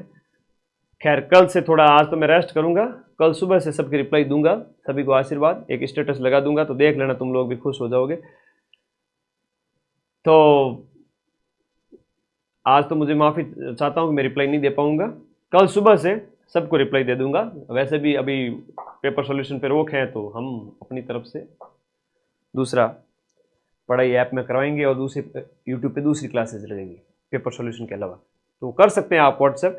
ठीक है, मानव रोग की बात करें तो आपके जन्मजात होते हैं और कुछ अर्जित होते हैं। गुणसूत्र विकार यानी कि आनुवंशिक रोग जिसे कहा जाता है। जन्मजात रोग जो होते हैं वो पेपर में आपसे पूछे जाएंगे, याद रखिएगा। आनुवंशिक रोगों की अगर हम बात करें, सारे के सारे जन्मजात की बात हो रही है, ये एक ही बात है। मेंडलीय विकार जिसमें हीमोफीलिया है, सिकल सेल एनीमिया है, वर्णांता, thalassaemia, Down syndrome, Patau syndrome, ये सब के सब आ जाते हैं। कुछ संक्रामक होते हैं, कुछ असंक्रामक होते हैं। जैसे आपको रिकेट्स हो गया, मेरेस्मस हो गया, मधुमेह हो गया, या आपकी बॉडी में किसी चीज की कमी की वजह से हुआ है तो इस वजह से ये दूसरे को फैलेगा नहीं, आपकी बॉडी तक ही रहेगा। लेकिन संक्रामक के बाद जन्मजात और अर्जित में भी 2 है, संक्रामक असंक्रामक। इस स्लाइड में से एक प्रश्न आपके पेपर में छप चुका है। कौन सा छप चुका है सर, जीवाणु जनित रोग की ट्रिक बताओ। देखो, मोती डाकू पंडित ने सब न्यू मैंगो प्लेट में काटी है। मोती जरा है, डायरिया है, कुष्ठ है, जो है डिप्थीरिया है, सिफिलिस है, बोटेलिज्म है, गोनेरिया है, न्यूमोनिया है ना, काली खांसी है, टिटनेस है, हैजा है, सब आपकी कौन सी है, बैक्टीरिया जनित रोग। अब वायरस मतलब विषाणु जनित रोग है ना, विषाणु जनित रोग जो है वो वायरस जनित रोग होते हैं, जिसकी ट्रिक है, रेखा हमें हिट करके पोचे छोड़ गई। रेबीज है, खसरा है, हर्पीज है, मेनिंजाइटिस है, आपका हिपेटाइटिस है, बहुत इंपॉर्टेंट है। हिपेटाइटिस पूछेंगे आपसे कल वाले पेपर में हिपेटाइटिस पूछेंगे आपसे, जो है मलेरिया वाला भी पूछेंगे। पोलियो है, एड्स है, चेचक है, छोटी माता है, ये आपको याद रखना है। प्रोटोजोआ में मलेरिया मोस्ट इंपोर्टेंट है, मलेरिया वाला पूछेंगे ही पूछेंगे, मलेरिया वाला पूछेंगे ही पूछेंगे, मोस्ट इंपोर्टेंट है। आएगा भाई आएगा, मलेरिया तो पूछेंगे है ना, मलेरिया पूछना पड़ेगा, मलेरिया मोस्ट इंपोर्टेंट है। मलेरिया पापा काम पर सोते हैं, मलेरिया है, पायरिया है, कालाजार है, दस्त लग जाना है, ये सब प्रोटोजोआ जनित।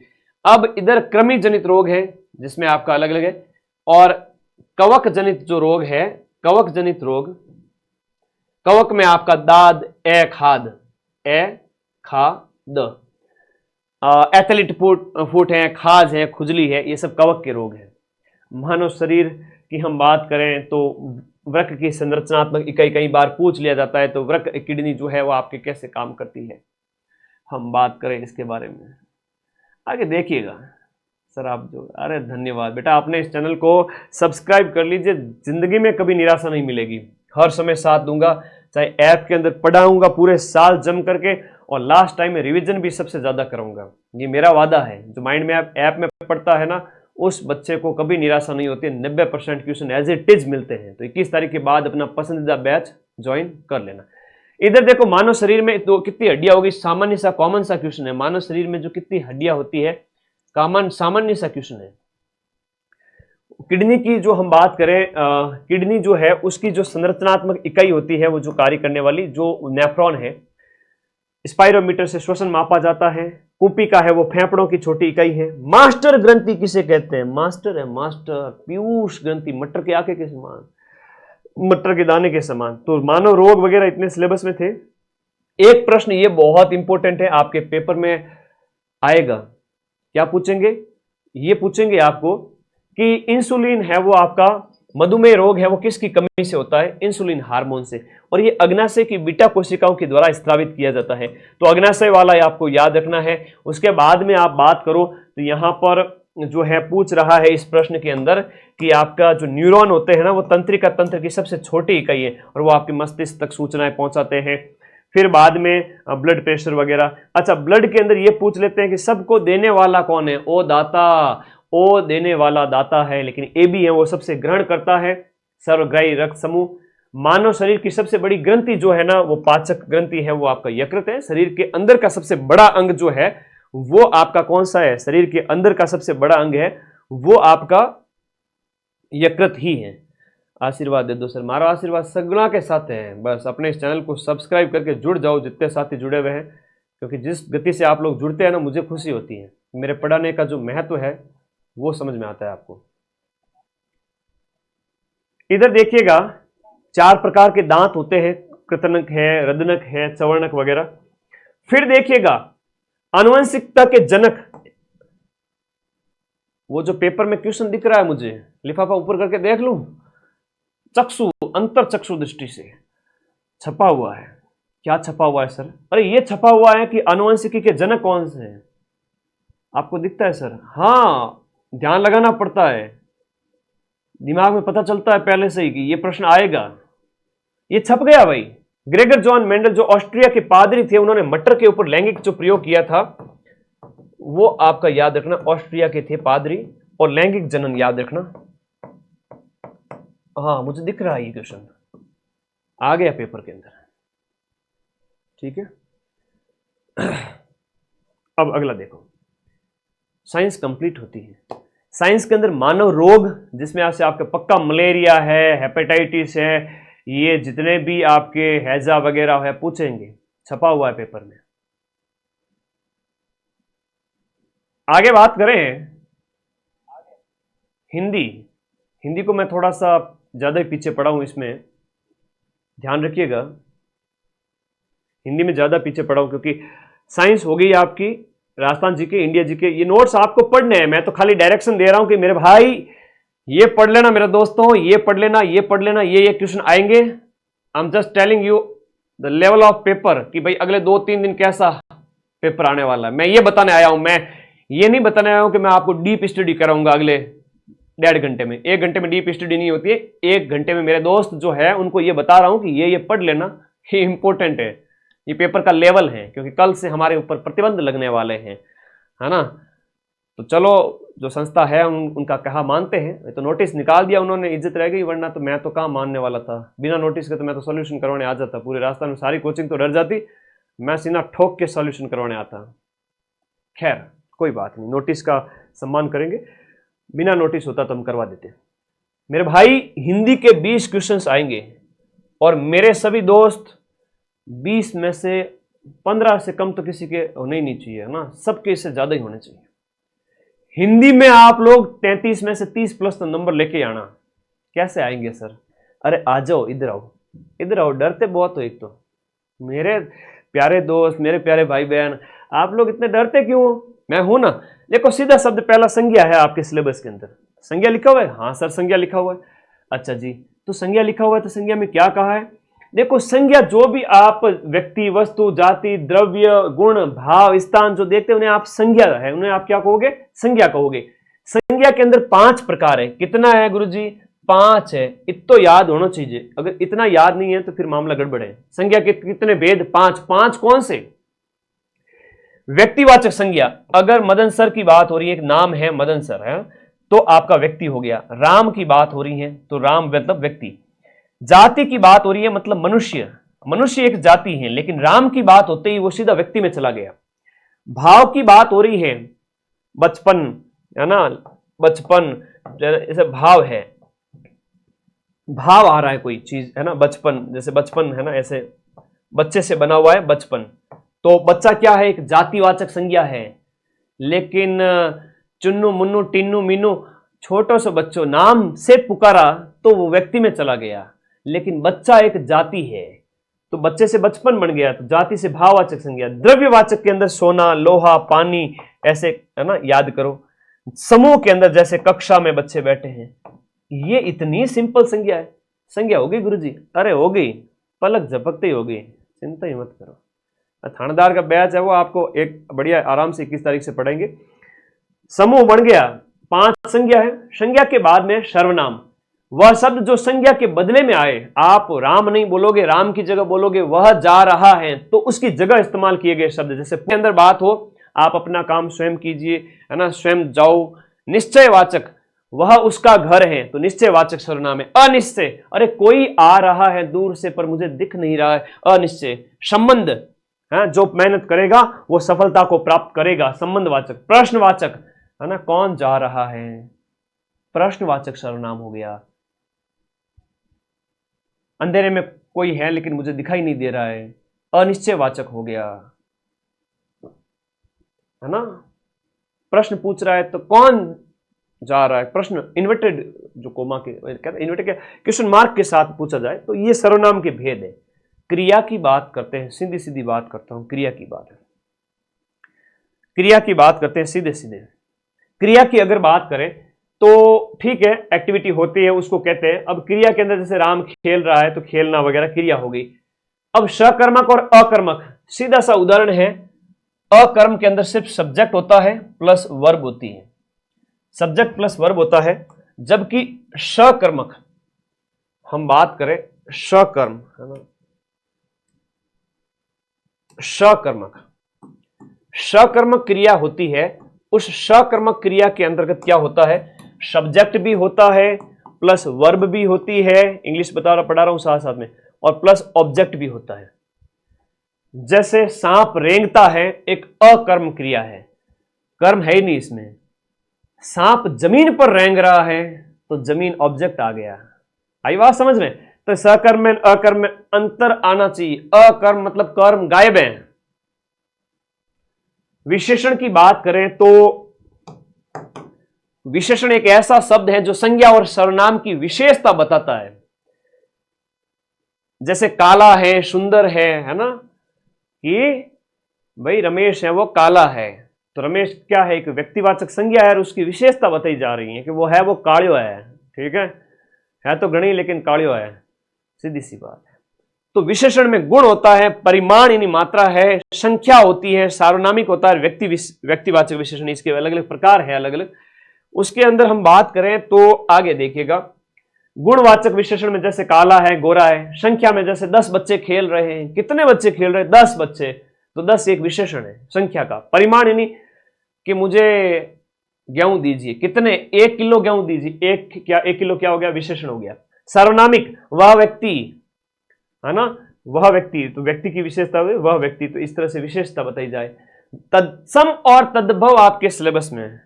पहले बताओ मजा आया या नहीं आया, ये बताओ। आनंद आ गया ना तो वीडियो को लाइक कर दो, जितने साथी जुड़े हुए बता दो यस सर आनंद आ चुका है। तो अगला प्रश्न ये बना कि तत्सम और तद्भव जो आपके सिलेबस में है और पूछे जाएंगे, सीधा सा है, कुछ भी नहीं करना है, फ्री फोगट के नंबर है, छप गया पेपर के अंदर। अभी मैं अंतर्दृष्टि फेंक के मारूंगा, सारा पेपर दिख जाएगा मुझे, ठीक है ना। सीधा सा प्रश्न है, तत्सम क्या होते हैं? संस्कृत भाषा के वे शब्द जो ज्यों के त्यों इस्तेमाल कर लिए जाए हिंदी में बिना किसी परिवर्तन के। जैसे हम बात करें हस्त, हस्त का मतलब होता है हाथ, हस्ती का मतलब होता है हाथी, तो हाथी तो तद्भव हो गया, तत्सम हस्ती हो गया, हस्त हाथ हो गया, हस्त मतलब तत्सम, तत्सम शब्द हो गया। अरे देखो, उसके साथ अगर बात करें हाथ की बात करें तो तद्भव हो गया, हस्त की बात करें तत्सम हो गया।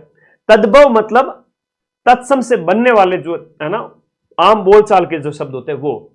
फिर आपके सिलेबस में है देशज शब्द भी है, विदेशज शब्द भी है, इसमें क्या टेंशन ले रहे हो। तत्सम तद्भव, जैसे अग्नि का आग हो गया, अग्नि है एक तत्सम शब्द है, संस्कृत का शब्द है, और इसका जो तद्भव यानी आम बोलचाल में तुम अग्नि बोलते हो क्या, ना जी ना। तो जो हम बात करें इस तरह से यहां पर दिए गए हैं, माता है, पिता है, अश्रु है, अश्रु बोलते हैं संस्कृत के अंदर, लेकिन आंसू है उसको हम कहते हैं भाई ये आंसू है, वो आपका आंसू जो आ रहा है आंखों में से वो एक तद्भव है, लेकिन अश्रु है वो संस्कृत का शब्द है। ठीक है, नॉर्मल शब्द ध्यान रखना। एक देशज शब्द भी आपके सिलेबस के अंदर है। देशज के अंदर जो आपके आम बोलचाल में स्थानीय स्तर पर बोले गए, जैसे कटोरा है, खिड़की, खिचड़ी वगैरह। विदेशज में जैसे आवाज, आईना, ये कई सारे शब्द आ जाते हैं, और शंकर भी है। देशज और विदेशज ही सिलेबस में है, तो ठीक है जी, विदेशज में इनसे भिन्न है वो कर लेना। देशज शब्दों में जैसे लोटा, कटोरा, घोटाला, ये चटपट, चिड़िया, झिलमिल, खुसुर फुसुर, ये आम बोलचाल के अपने देशज शब्द है। संधि, संधि की बात करें, कम से कम नी मामा से तो काणो मामो ही चको, और ये बहुत बढ़िया मामा, ये काणा भी नहीं है, ये थोड़ा प्यार कम करता है लेकिन खड़ूस मामा है। ये काणा मामा नहीं है, सब कुछ दिख रहा है। गज का मतलब हाथी होता है, हस्ती बेटा। हाथी के अनेक नाम हैं, बहुत सारी चीजें हैं, अब मैं एक थोड़ी बताऊंगा, होशियार बने ज्यादा। इधर आओ। संधि की परिभाषा यह है कि दो वर्ण और ध्वनियों का जब मेल हो जाए उस समय कहते हैं संधि। तीन प्रकार की है स्वर। एक सीधा सा प्रश्न, कितने प्रकार की? स्वर, व्यंजन, विसर्ग। संधि के तीन भेद, जैसे देव धन आलय तो देवालय बन गया, जगत धन नाथ जगन्नाथ बन गया, मना धन योग मनोयोग बन गया। ये विसर्ग हो गया, ये आपका व्यंजन हो गया, ये स्वर संधि का उदाहरण दे दिया। संधि के प्रकार दिमाग में होने चाहिए। एक अगला प्रश्न ये पूछेंगे कि स्वर संधि के कितने भेद है, बताओ। स्वर संधि के 5 भेद है। दीर्घ है, गुण है, वृद्धि है, यण है, अयादि है। बाकी चीज आपको कुछ आए ना आए, लेकिन इतना तो आना चाहिए। इतना आए ना आए, लेकिन इतना तो आना चाहिए। ये एक इतना रिवीजन तुम्हें पूरे यूट्यूब पे कोई कराएगा भी नहीं, कौन टेंशन ले रहे, किस किस का दुखड़ा रोए, जस्ट फॉर्मेलिटी होती है। हेलो दोस्तों, आ जाइए, आज हमारे ऑफर आ चुका है। और ऑफर ऐसा, बच्चे के जन्म से लेकर के, अभी मैं और कुछ कह दूंगा तो लोग बुरा मान जाएंगे, ठीक है ना।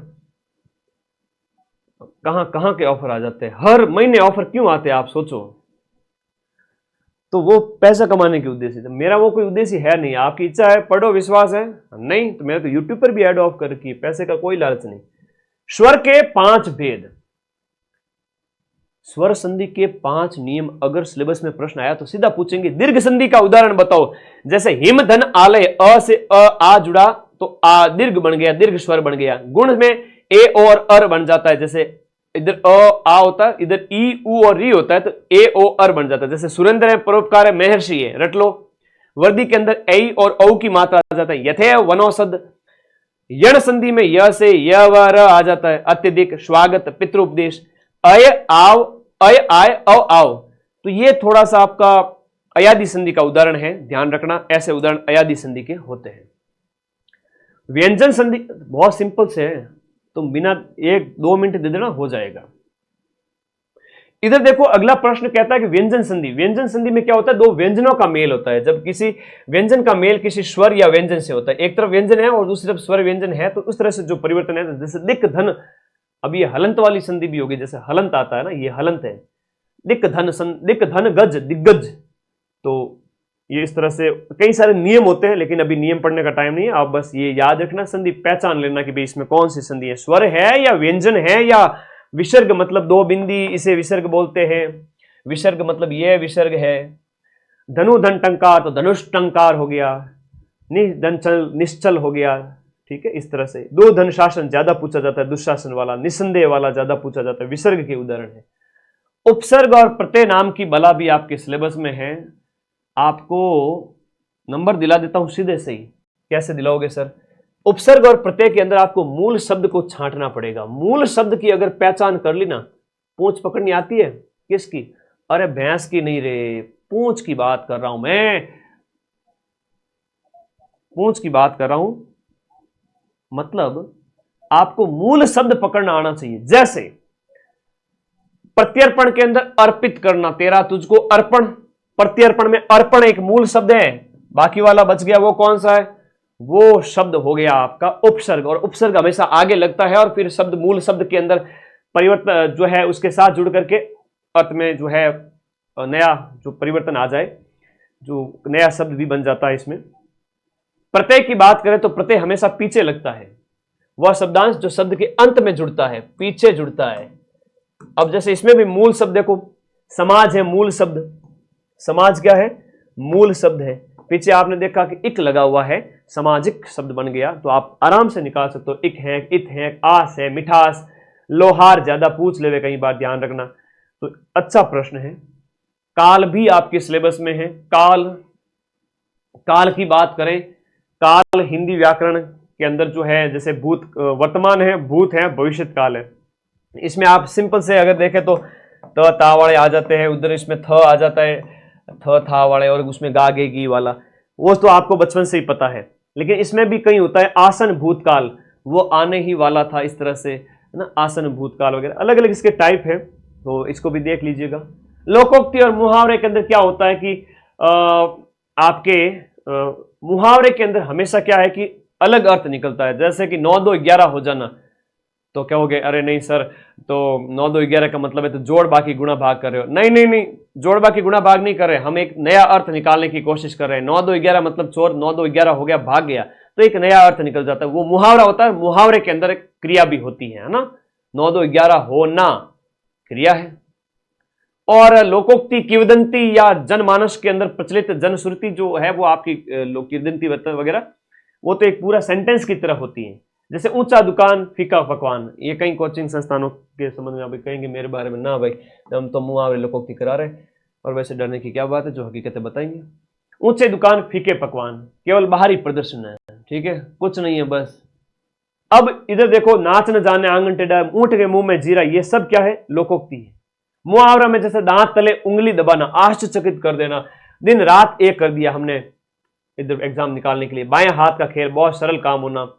दायां हाथ तो राइट हैंड साइड होता है, बायां हाथ मतलब खबोड़ियो आज काम कदी आवे को नहीं, फिर भी गुरुजी मैं बिनु काम कर लिया, तो वो हाथ है। हवा से बातें करना, बहुत तेज दौड़ना, शीघ्र शुरुआत करना, 9 2 11 होना, हाथ मलते रह जाना, कान भरना मतलब चुकी, ये पूछे जाते हैं कुछ। लो जी, राजस्थान कला संस्कृति वगैरह भी देख लेते, थोड़ी हिंदी पूरी करवा दी, और क्या करो, इंग्लिश करूं? रुक जा, हिंदी इंग्लिश करूं बेटा तने। विद इन 1 और 1 घंटे के अंदर अंदर 1.5 लाख बच्चे पढ़ा चुका हूं right now. That is the power of Rajasthan के स्टूडेंट का पावर है ये, मैं तो एक माध्यम हूं खाली। कला संस्कृति के अंदर आ जाओ। आभूषण तुम्हारे सिलेबस में पूछेंगे, देखो क्या पूछते हैं, जैसे रखड़ी है वो सिर पे बैठी हुई है, मेमंद है वो अपने सिर पे बैठा हुआ है। कान की बात करें, कान में टोटी है, एरन हार है, लूंग है, छेलकड़ी है, सुरलियो है, अंगोटियो है, सब कान के। फिर नाक के अंदर आती है तो नथ है, बेसरी है, गुलाक आभूषण थोड़ा ज्यादा पूछते हैं, फिणी है, नथ है, बाली है, वेसरी है, वेसरी है, मणि ठणी के भी पहना हुआ है, ठीक है, याद रखो। दांत का मोस्ट इंपोर्टेंट है, चूप है, रकन है, मेख है, धौस है, मेघ है और धौस है। तो इस प्रकार से गले में तुलसी, चंपाकली नाम की 2 महिलाएं पड़ गई, और फिर बाजू में गजरा वगैरह। कलाई के अंदर ये जो आपका है इंपॉर्टेंट है वो बता देता हूं, कलाई के अंदर आपका गजरा हो गया है ना, और देख लीजिए कमर के अंदर के वाले सारे ही हैं, कणकती, कंदोरा वगैरह। पैर में टणका है, पायजेब वगैरह हो गया। हाथ की उंगली में दामड़ी है, बहुत इंपॉर्टेंट है ना। पैर की उंगली के अंदर आपके बिछुड़ी है, फोलरी है, पगपान है ना। ओके, आगे देखो, लोक नृत्यों में जो आपके सिलेबस में पूछा जाएगा, लोक नृत्यों में जैसे घूमर है वो आपका राजस्थान का राज्य नृत्य है, राजस्थान का राज्य नृत्य, राजस्थान का राज्य नृत्य हो गया। कच्ची घोड़ी नृत्य कहां किया जाता है, यह प्रश्न पूछेंगे। और कच्ची घोड़ी शेखावटी का है। 13 ताली नृत्य कौन करते हैं, रामदेव जी की आराधना में किया जाता है। गुड़ला नृत्य जोधपुर का फेमस है। राजस्थान की आत्मा, राज्य नृत्य और नृत्यों का सिरमौर किसको कहते हैं, प्रश्न आ सकता है। ढोल नृत्य कहां किया जाता है, जालोर में। अग्नि नृत्य बीकानेर में। बम नृत्य मेवात सेक्टर के अंदर किया जाता है। गिंदड़ शेखावटी का फेमस है, बहुत इंपॉर्टेंट है, ठीक है। चरी किशनगढ़ का है। फल्गुबाई इसकी प्रसिद्ध नृत्यांगना है, पूछ सकते हैं। थेवा कला हस्तकलाओं के अंदर कहां की फेमस है? थेवा कला प्रतापगढ़ की है। मीनाकारी जयपुर की है। तारकसी नाथद्वारा की है। टेराकोटा मोलेला कला जो मिट्टी के बर्तन है वो आपके राजसमंद के। अगला देखो, बादले कहां के? ये थोड़ा ज्यादा पूछा जाता है, बादलों वाला प्रश्न ज्यादा पूछा जाता है। ब्लू पोएट्री जयपुर की कृपाल सिंह शेखावत पूछा जाता है।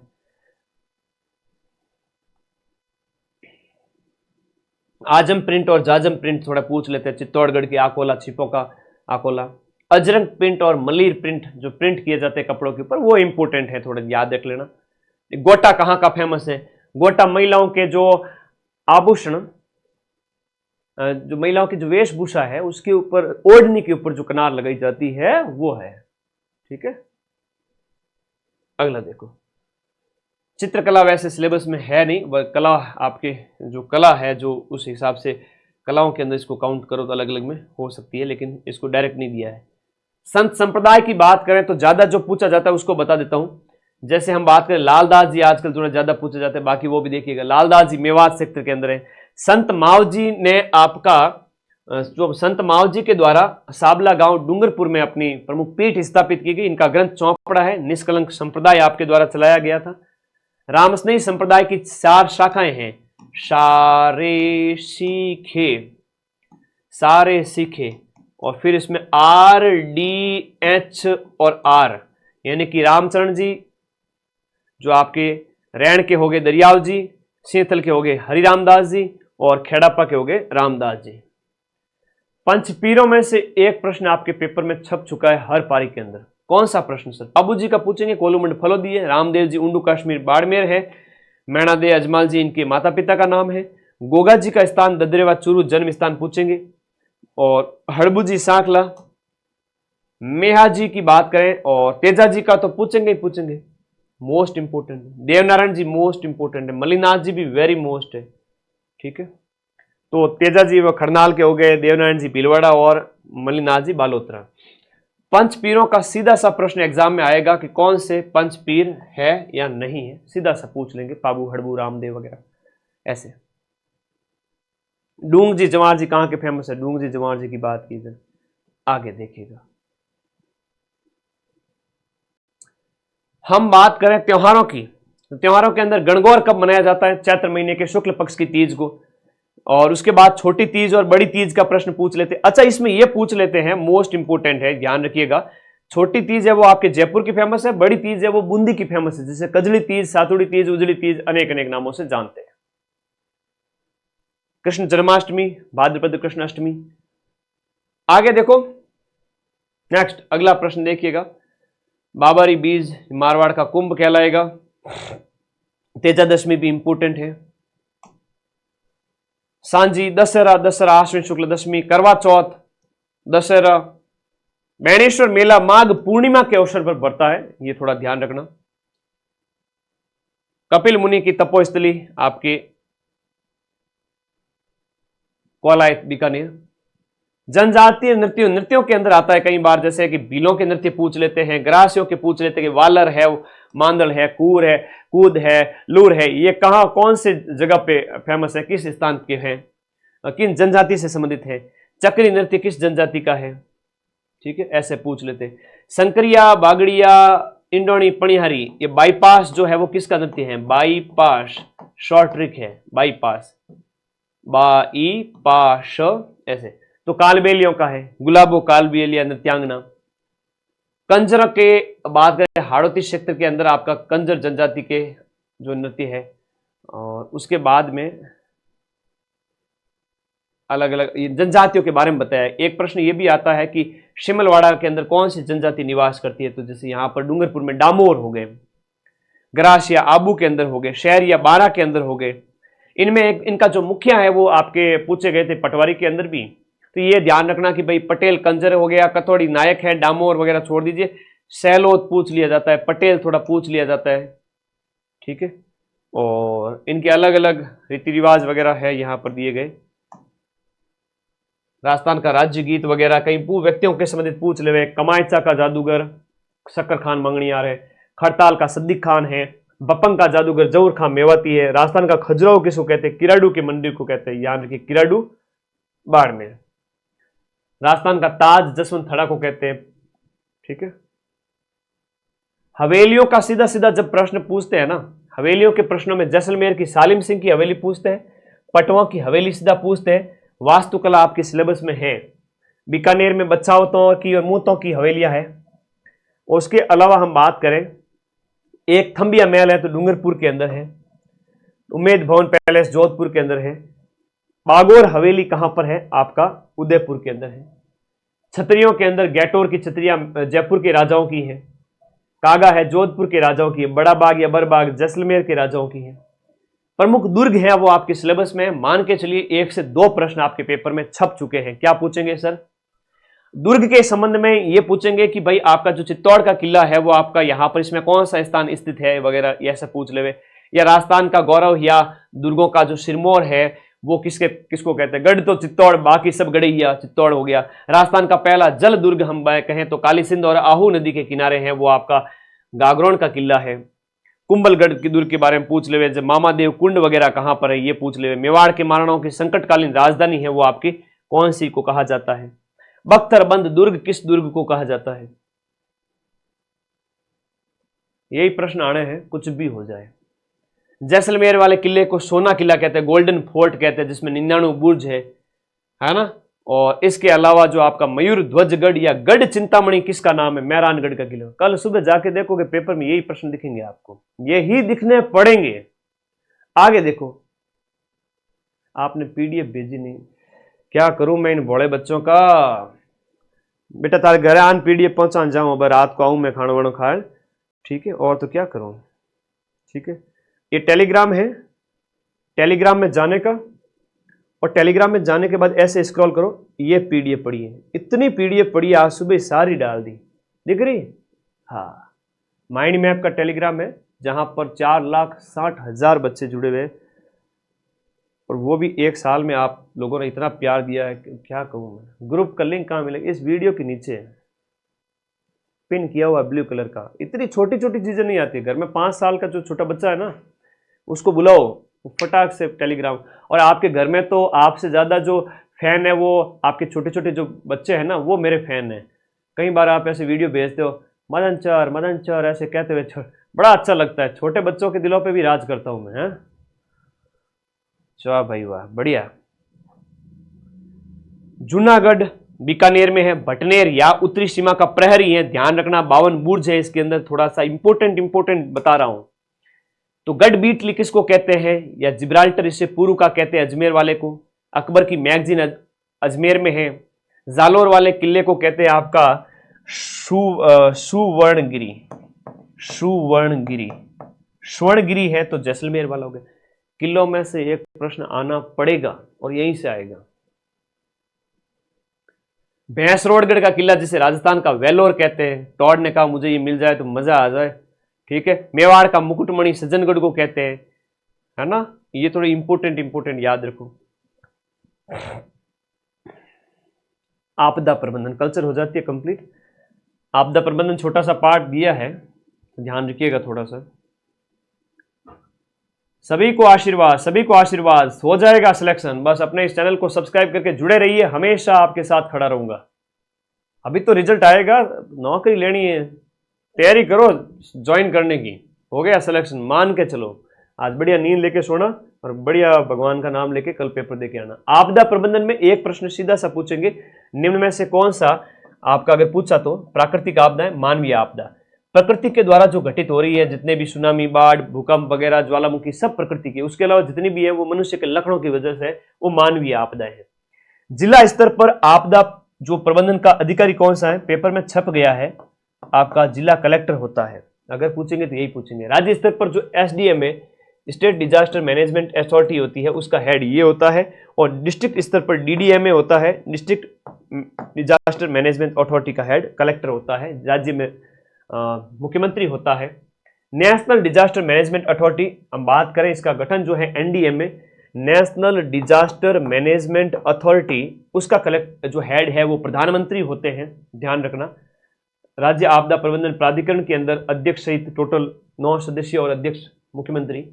आपदा प्रबंधन अधिनियम जो है राजस्थान के अंदर 2007 में लागू होता है। जिला आपदा प्रबंधन समिति के 8 सदस्य होते हैं और इसका हेड है वो कलेक्टर होता है। राजस्थान रुको, पॉलिटी, इंडियन पॉलिटी है ना आज, जो रुको, इंडियन पॉलिटी स्टार्ट हो रही है, सब्र करो थोड़ा, मजा आ जाएगा शानदार वाला। इंडिया पॉलिटी में से सीधे सीधे क्वेश्चन यहां से देखने को मिलेंगे, आप देखें तो सही इस चीज को।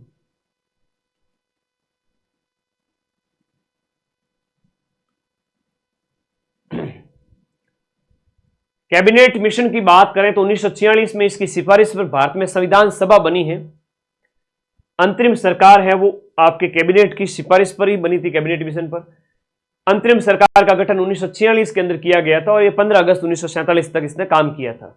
इसमें टोटल अंतिम सरकार के अंदर 15 सदस्य थे, जिसका जो हेड बन गया था माउंट बैटन, और नेहरू जी को कहा तुम दूसरे नंबर पे रहो, तो नेहरू जी है वो उपाध्यक्ष बने थे बेचारे, करे तो क्या करे, उसमें आजाद थे नहीं कि आजादी दे देंगे बैठ जाओ, इधर ही मिलेगा, बैठ जाइए, इधर बैठ जाइए आपको मिलेगा, तो उपाध्यक्ष बना दिया इनको अंतरिम सरकार में।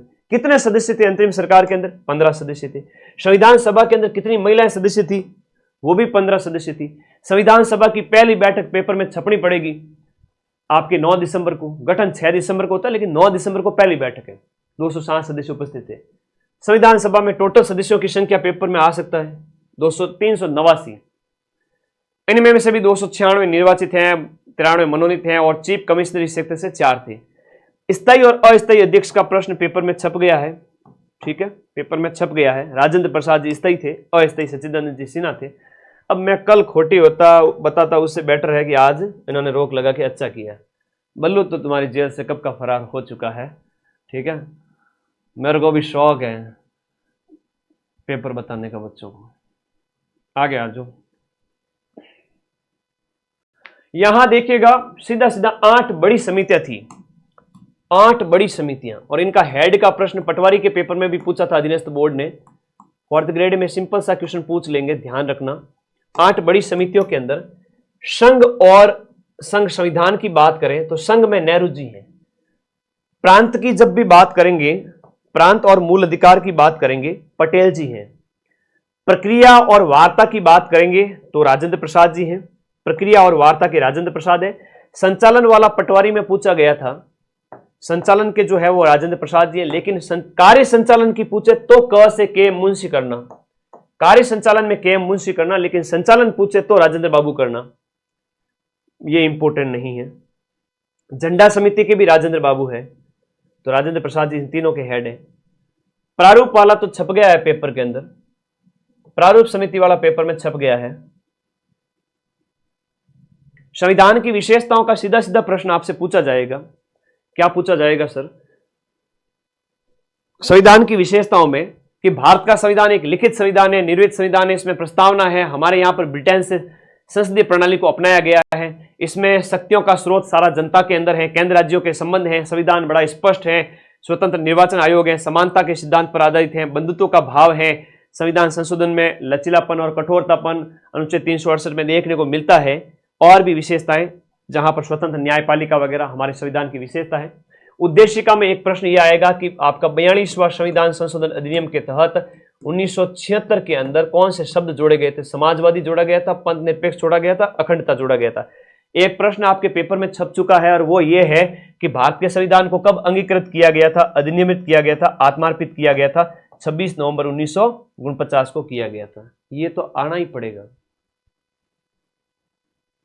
संविधान के स्रोत की बात करें तो सीधा सीधा प्रश्न पूछ लेंगे हमने, तो भारतीय संविधान के अंदर मूल अधिकार कहां से अपनाए? अमेरिका से। न्यायिक पुनरावलोकन जो है आपके अमेरिका से।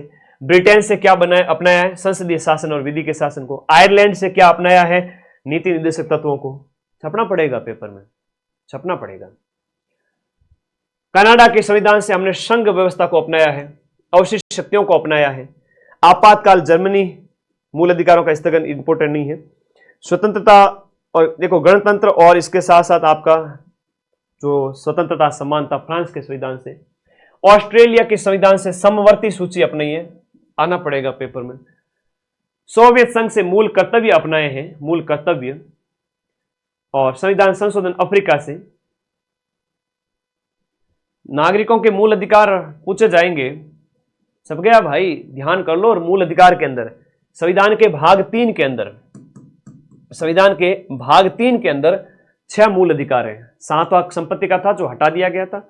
और 6 मूल अधिकारों की बात करें तो स्वतंत्र समानता है, स्वतंत्रता है, शोषण है, धार्मिक स्वतंत्रता है, संस्कृति, शिक्षा और संवैधानिक उपचारों का अधिकार, जिसे आत्मा कहा गया संविधान की, ये अंबेडकर जी के द्वारा। तो ये आपका हो गया। इनमें भी अंतर है थोड़ा सा, जो एक टिपिकल क्वेश्चन हो जाता है। ये आपका न्यायालयों के द्वारा संरक्षण प्राप्त है और वो तो खाली एक आदेश है, इतना समझ लो बहुत है। हम बात करें यहां पर समानता के अधिकार, अनुच्छेद 14 से लेकर के 14, 15, 16, 17, 18 तक है। तो यहां पर कानून के समक्ष समानता है 14 में, फिर 15 में है वो आपका जाति है। स्वतंत्रताएं हैं 6 प्रकार की यहां पर दी गई है। देखो जो है आपके अनुच्छेद 19, 20, 21, 22, तो अनुच्छेद 19 के अंदर आपके 6 स्वतंत्रताएं हैं। 21 क जो आपका यहां पर बात करें, प्राण की स्वतंत्रता 21 के अंदर है, लेकिन 21 क के अंदर प्राथमिक शिक्षा है, ध्यान रखना। गिरफ्तारी वाला जो है अनुच्छेद आपका 22 हो जाता है। शोषण के खिलाफ है, बच्चों को आप जो है बाल निषेध की बात करता है, बाल श्रम निषेध की, वो 23 में है। और उनका जो कारखानों में भारी काम करवाना वो 24 के अंदर है। तो ये बाल श्रम से संबंधित हो जाते हैं शोषण के खिलाफ। 25, 26, 27, 28 है वो धर्म मानने से संबंधित है। और 29 और 30 है वो आपकी संस्कृति से संबंधित है, आप जिस संस्कृति को माने अपनाए उसको। सीधा सा प्रश्न यहां से पूछ लेंगे, भारत के संविधान के कौन से भाग के अंदर डीपीएसपी है? इंपोर्टेंट है। भाग 4 के अंदर अनुच्छेद 36 से 51 तक नीति निर्देशक तत्व है। इनमें सीधा सा एक प्रश्न बनता है, यहां पर गांधी जी से संबंधित बात किसमें कही गई है? पंचायतों के जो है विकास के संबंध की बात किसमें कही गई? अनुच्छेद 40 के अंदर कही गई है, पंचायतों के विकास से संबंधित बात। अनुच्छेद आपका जो है पर्यावरण की रक्षा, जो 42वें संविधान संशोधन अधिनियम 1976 द्वारा शामिल किया गया, 48A जो पर्यावरण का है। विदेश अंतर्राष्ट्रीय संबंधों की बात 51 के अंदर कही गई है। समान नागरिकता संहिता जो है, समान नागरिक संहिता 44 के अंदर है। पर तुम्हारे तो प्रश्न क्या आएगा कि नीति निर्देशक तत्व संविधान के कौन से भाग में और कौन से अनुच्छेद के अंदर है, इतना पूछेंगे। मैं क्यों तुम्हें फालतू में इतना डराऊं, मेहनत कराऊं? हाँ, आपदा प्रबंधन में क्वेश्चन आया तो इतना ही पूछेंगे, जिला आपदा प्रबंधन प्राधिकरण का हेड कौन होता है, बस, उससे ज्यादा कोई प्रश्न नहीं आएगा। स्टेट का पूछे तो सीएम कर देना, बाकी ठीक है। ये भाग 4 के अंदर है, लेकिन भाग 4 क के अंदर, भाग 4 क के अंदर अनुच्छेद जो आपका 51 क है, उस 51 क अनुच्छेद के अंदर 11 मूल कर्तव्य है। 10 तो पहले थे, और इसे 86वां संविधान संशोधन अधिनियम आपका 2002 के द्वारा जोड़ा गया, जिसमें बच्चों के निःशुल्क शिक्षा की बात कही गई है। 6 से 14 वर्ष के बच्चों को मूल कर्तव्य, नीति निर्देशक तत्व, और इसके साथ साथ तुम्हें पढ़ा दिए मौलिक अधिकार। अब इससे बाहर तो प्रश्न क्या ही जाएगा। एक अगर पूछ भी लेवे तो सीधा सा प्रश्न ये पूछ लेंगे संविधान की अनुसूचियों से संबंधित। जैसे 10वीं अनुसूची दल बदल की है, 11वीं और 12वीं ग्राम पंचायतों से संबंधित है और 12वीं नगर निकायों से संबंधित है। 7वीं अनुसूची थोड़ी सुर्खियों में ज्यादा ही रहती है, मोस्ट है। और 7वीं अनुसूची की अगर हम बात करें तो ये क्या है कि आपके विषयों का बंटवारा है केंद्र राज्य के अंदर, ध्यान रख लेना। इधर आपके वही मूल अधिकार के बारे में बताया गया है इसमें, फिर आपका नीति निर्देशक तत्व है, फिर मौलिक कर्तव्य वगैरह है। तो ये अलग अलग भाग हैं संविधान के। एक सामान्य से मोस्ट प्रश्न यहां से बनते हैं, जो आपको अभी बोर्ड पे तो नहीं दिखेंगे, लेकिन जैसे मैं पीडीएफ अपलोड करूंगा दिख जाएंगे कि संविधान सभा का गठन कब हुआ था, टोटल सदस्य 389 थे, पहली बैठक कब हुई थी, अस्थायी अध्यक्ष कौन थे, स्थायी अध्यक्ष कौन थे, ये आप पढ़ लेना। अंतिम बैठक 24 जनवरी 1950 को होती है। लागू कब हुआ, अंगीकृत अधिनियमित कब हुआ, ये अच्छे प्रश्न बनते हैं। संविधान का फादर किसे कहते हैं, ये सीधा सा प्रश्न पेपर में छप गया है। ठीक है, आगे आ जाओ। राजस्थान पॉलिटी की बात करेंगे, इधर आ जाइए। अब इंग्लिश, मैथ कुछ और राजस्थान पॉलिटी भी बाकी। राजस्थान पॉलिटी एकदम शॉर्ट में बता देता हूं, और बाकी आप लोग एडिंग देखना थोड़ा, ठीक है। सभी पारियों में इसमें से सारे प्रश्न एज इट इज मिलेंगे हर एक पारी के अंदर। राजस्थान पॉलिटी के अंदर बात करें, राज्यपाल पद का उल्लेख अनुच्छेद 153 के अंदर है, और 1 नवंबर 7वां संविधान संशोधन अधिनियम 1956 के तहत ये 1 से अधिक राज्यों का राज्यपाल हो सकता है, ये बात भी कही गई है। बाकी वाले अनुच्छेद छोड़ दीजिए। राजस्थान के अंदर राष्ट्रपति शासन मोस्ट इंपोर्टेंट है, 67, 77, 80 और 92 4 याद कर लेना, छप गया पेपर के अंदर। वर्तमान राज्यपाल याद कर लेना, पहले राज्यपाल पेपर में छप गया है, याद कर लेना, आपके गुरुमुख निहाल सिंह। और उसके बाद में आपका सर्वाधिक कार्यकाल वगैरह ये सब बताया गया है।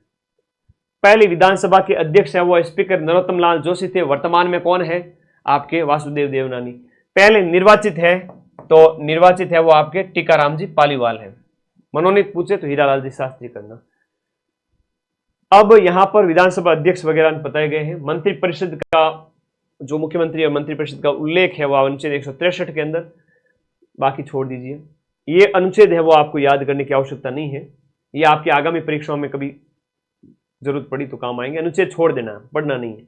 हाईकोर्ट 214 के अंदर आपके हाईकोर्ट, राजस्थान हाईकोर्ट के जज वर्तमान में चीफ जस्टिस कौन है? पिछला पूछे तो मनेंद्र मोहन श्रीवास्तव और वर्तमान में पूछे तो के.आर. श्रीराम है, वो आपके चीफ जस्टिस है ऑफ राजस्थान हाईकोर्ट है। आगे देखिएगा, इन अनुच्छेदों को आप छोड़ दीजिएगा। प्रथम मुख्यमंत्री यहां पर दिया गया, प्रथम कार्यकाल मुख्यमंत्री का हीरालाल शास्त्री और सर्वाधिक कार्यकाल मोहनलाल जी सुकाड़िया का है। ठीक है, पहली महिला मुख्यमंत्री वसुंधरा राजे है, इंपोर्टेंट है। और अल्पसंख्यक मुख्यमंत्री बरकतुल्ला खान है। राजस्थान के सचिवालय आपके सिलेबस में दिया गया है, तो राजस्थान का जो सचिवालय की अगर हम बात करें तो राजस्थान के मुख्य सचिव पहले हैं वो आपके के राधाकृष्णन थे और वर्तमान सचिव है वो सुधांशु पंत है। ठीक है, ध्यान रखिएगा। पहली महिला मुख्य सचिव है कुशल सिंह है, ध्यान रख लेना। वर्तमान सुधांशु पंत है, तो वो आपके पेपर में छप चुका है, छप गया है। ठीक है, बाकी जिला प्रशासन के संबंधित प्रश्न थोड़े दिए गए हैं। आरटीआई सूचना का अधिकार अधिनियम आपके सिलेबस में है। हाँ, अजमेर में आने वाले बच्चे मिल सकते हैं। मैं कोशिश करूंगा कि आप लोगों से मिलूं। आज थोड़ी रेस्ट करूंगा, तबीयत वगैरह ज़्यादा ख़राब हो जाएगी अगर मैंने रेस्ट नहीं की तो। आज वैसे भी अपना मिशन कंप्लीट हो चुका है, तुम लोग अपना ध्यान रखना मेरे। और देखता हूं कल आप लोग अलग अलग स्कूलों में, हालांकि मुझे नहीं जाना चाहिए वैसे वहाँ, लेकिन कोई सार्वजनिक स्थान हुआ तो मैं ज़रूर इन्फॉर्म करूंगा आपको। ठीक है, सूचना आयोग की बात करें तो आरटीआई 2005 के अध्याय 4 की धारा 5 के तहत इसका गठन होता है। सूचना आयोग का गठन 2006 के अंदर है और वर्तमान में जो मुख्य सूचना आयुक्त है वो एम.एल. लाठर है। एम.डी. कोरानी पहले थे, सबसे प्रथम वाले एम.डी. कोरानी, वर्तमान एम.एल. लाठर। और बाकी ये इंडिया पॉलिटी के भी कुछ नोट्स मैंने दिए हैं साथ में, इनको आप अच्छे से पढ़ लेना, वो मैंने करवा दिए हैं। तो इसी में से एक प्रश्न आना पड़ेगा। ठीक है, ये मैंने करवा दिए। इंडिया पॉलिटी वगैरह सब कुछ हो चुका है, इनको आप एक नज़र मार लेना। बाकी अनुच्छेद वगैरह ज़्यादा मेहनत मत करना, अनुच्छेद मत रटना बैठ जाना। ठीक है, अब इसको समापन की ओर चलते हैं, लेकिन एक सब्जेक्ट अपना इंपॉर्टेंट बाकी रह गया है, जो सचिवालय वगैरह, ये थोड़े ध्यान रखना। शासन सचिवालय की स्थापना कब हुई? 1949 वगैरह। मुख्य सचिव की नियुक्ति किसके द्वारा की जाती है? मुख्यमंत्री के द्वारा की जाती है, ध्यान रखना इसका। ठीक है, और बाकी जिला प्रशासन है जो आपका, उसका हेड है डिस्ट्रिक्ट मजिस्ट्रेट। ठीक, जिलों को उपखंड में बांटा गया है। ठीक है, चलो ये देख लेना, ये पूरी पीडीएफ भेजूंगा मैं, आगे देखिएगा। ये जिला प्रशासन वगैरह इनकी मेन हेडिंग देख लेना। अभी एक एग्जाम में प्रश्न पूछा गया था, ये पूछा गया था, अभी एक पेपर हुआ था उसमें एक प्रश्न पूछा गया था कि आरएससी का फुल फॉर्म क्या है। आई थिंक पटवारी वाला ही पेपर था। राजस्थान पुलिस की एक अर्ध सैनिक शाखा है आरएससी, जो रिजर्व रहती है। तो राजस्थान सशस्त्र कांस्टेबलरी, राजस्थान सशस्त्र कांस्टेबलरी, ये फुल फॉर्म पूछा गया था, मोस्ट है, अभी पूछा गया था, फुल फॉर्म पूछा गया था। तो पुलिस प्रशासन, जिला प्रशासन, ये सब आपके सिलेबस में, इनको भी आप एक बार जरूर देखना। जनरल इंग्लिश और गणित बस 10 मिनट और लूंगा आपका। ठीक है, सिर्फ 10 मिनट और, कुछ भी नहीं है। इंग्लिश की बात करें, टेंस आपके सिलेबस में है, एक्टिव पैसिव आपके सिलेबस में है। सिंपल प्रेजेंट टेंस जब आए तो सब्जेक्ट के साथ में वर्ब की फर्स्ट फॉर्म आती है, पास्ट टेंस आए तो वर्ब की सेकंड फॉर्म आती है, इतना ध्यान रख लेना। सिंपल प्रेजेंट टेंस की अगर बात करें तो अगर आदमी लखनऊ का लाडा अगर अकेला है जो सिंगुलर है तो एस ई एस आएगा। अगर लखनऊ का लाडा बहुवचन है, उसमें आई आता है, यू भी आता है, ठीक है ना। तो बहुवचन के साथ सिर्फ वर्ब की फर्स्ट फॉर्म आती है, एस ई एस नहीं आती है। इधर वर्ब की सेकंड फॉर्म होगी पास्ट में, और फ्यूचर है तो विल शैल के साथ वर्ब की फर्स्ट फॉर्म। सिंपल सी बात है। कंटिन्यूअस है तो इज जा रहे में तो प्रेजेंट टेंस की बात हो रही है, वाज वर है तो पास्ट टेंस ही, हैज है परफेक्ट के अंदर आता है, और पास्ट में हैड आ जाता है परफेक्ट के अंदर। बहुत सिंपल सा टेंस है, बहुत सिंपल सा। तो यह क्या होता है कि द सन हैज सेट, सूर्यास्त हो चुका है। Ali is riding a bicycle, वो साइकिल चला रहा है। और I always speak the truth, मैं हमेशा सत्य बोलता हूं। ऑलवेज है, ये थोड़ी पहचान है प्रेजेंट सिंपल टेंस की, तो माता फोड़ी की बात नहीं है, बहुत इंपॉर्टेंट है, सिंपल सी बात है। एक्टिव पैसिव की जब भी बात आती है ना, तो इधर देखो यहां पर एक्टिव वॉइस दिया हुआ है, पैसिव वॉइस दिया हुआ है, प्रेजेंट टेंस के हैं यहाँ पर। ये आपके इधर पास्ट आ गया, इधर प्रेजेंट टेंस की बात हो रही है। वही सब्जेक्ट वर्ब ऑब्जेक्ट दिया हुआ है, इधर ऑब्जेक्ट हो जाएगा, और फिर बाद में आपकी हेल्पिंग वर्ब आ जाएगी, वर्ब की थर्ड फॉर्म आ जाएगी, और फिर वो सब्जेक्ट है वो ऑपोजिट चला जाएगा। तो सीधी सी बात है, I write a interesting book, an interesting book is written by me, passive बन गया, पास्ट हो गया। पास्ट टेंस के अंदर है वो आपका जो है पास्ट टेंस की, अगर पास्ट परफेक्ट है यहाँ पर, पास्ट सिंपल की बात करें, ये रहा past simple. I wrote a book has, यहाँ पर हम बात करें तो इसमें क्या है कि सिंपल पास्ट होगा तो आज वर आ जाएगा, और कंटिन्यूस है तो आईएनजी आ जाएगा। ठीक है जी, सब्जेक्ट वर्ब ऑब्जेक्ट, और उधर पैसिव वॉइस में ऑब्जेक्ट पहले आ जाता है, वर्ब की थर्ड फॉर्म आ जाती है, हेल्पिंग वॉइस। मैंने कई सारे फॉर्मूलेज यहाँ लगाए हैं, आप इनकी जरूर मदद लेवें, बहुत इंपॉर्टेंट चीजें, बड़ी मुश्किल से मुझे मिली ये चीजें। डायरेक्ट इनडायरेक्ट में देखो, भले आपको आता हो या नहीं आता हो, मैं सीधी सी बात आपको बता देता हूँ। डायरेक्ट इनडायरेक्ट के अंदर जैसे यहाँ पर एक तो डायरेक्ट सेंटेंस बोला गया है कि उसने कहा आई एम फीलिंग हैप्पी, मैं खुश जो है हैप्पी महसूस कर रहा हूं। अप्रत्यक्ष रूप से इसको कैसे बोलेंगे कि उसने कहा था, ही सैड, अब इसको जोड़ना भी पड़ेगा तो दैट लगा दिया, तो सैड आया तो दैट लगा दिया, सैड टू आया तो उसको यहां पर टोल्ड कर दिया। अब इस तरह से तो ये इन्वर्टेड जो है क्वेश्चन मार्क में हो गया तो आस्क्ड आ गया। तो इसे थोड़ा अलग अलग इसके रूल होते हैं कई सारे। सिंपल प्रेजेंट टेंस है यहाँ पर, देखो पॉजिटिव, नेगेटिव और क्वेश्चन मार्क वाला है, ये भी आपके सिलेबस में है। असर्टिव, नेगेटिव सेंटेंसेस वगैरह आपके सिलेबस में है। तो सीधी सी बात है कि सब्जेक्ट है, वर्ब है और ऑब्जेक्ट है, तो सीधा सीधा असर्टिव सेंटेंस है, सीधा सिंपल सेंटेंस है। नेगेटिव बनाना हो तो उसमें नॉट आ जाएगा, हेल्पिंग वर्ब प्रेजेंट वाले की है तो वो आ जाएगी, पास्ट है तो पास्ट वाले की आ जाएगी, और नॉट लग जाएगा उसके साथ में। ठीक है, सीधी सी बात है। क्वेश्चन मार्क बनाना है तो डू डज है तो प्रेजेंट की पहचान है ना, डिड है तो वो आपके पास्ट की पहचान है क्वेश्चन मार्क बनाने के लिए। हैज हैव है तो प्रेजेंट कंटिन्यूअस वो आगे आ जाएगा, हैड है तो वो पास्ट परफेक्ट वाले में आगे आ जाएगा। देखिए अलग अलग वो हेल्पिंग वर्ब वगैरह थोड़ा ध्यान रखना।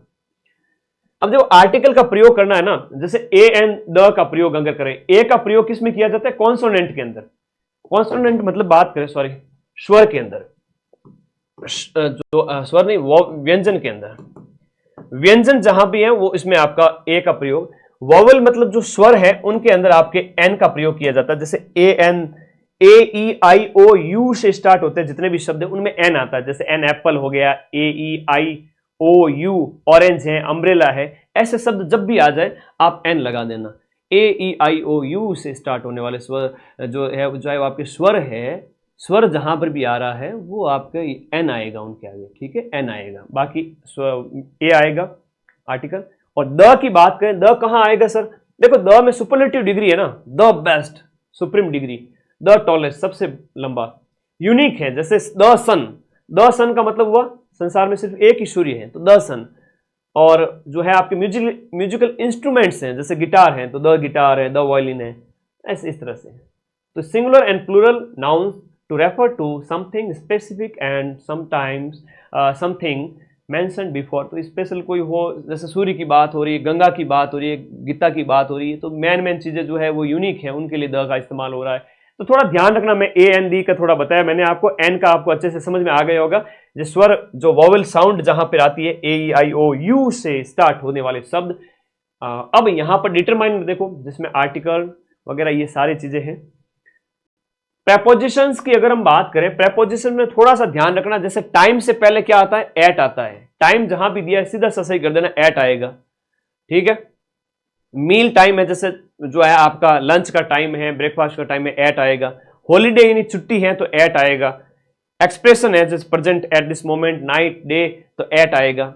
मंथ महीनों से पहले इन आता है, सीजन से पहले इन है, ईयर के पहले इन है, दशक से पहले इन है, शताब्दी से पहले इन है, दिवस से पहले ऑन ट्यूसडे, ऐसे डेट से पहले ऑन आता है। डेट से पहले ऑन आता है लेकिन टाइम से पहले एट आता है। ये आपके पेपर में छप गया है, ध्यान रख लेना।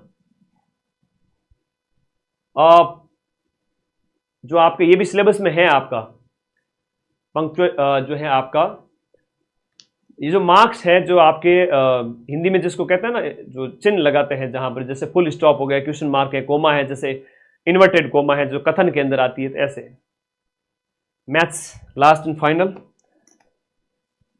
वही जो सामान्य प्रश्न जो थे आप कर सकते हैं। अगर किसी ने अभी तक गणित नहीं किए हैं तो मेरे इस 10 मिनट के लास्ट के भाग को देख के कम से कम 5 क्वेश्चन तो कर ही सकता है।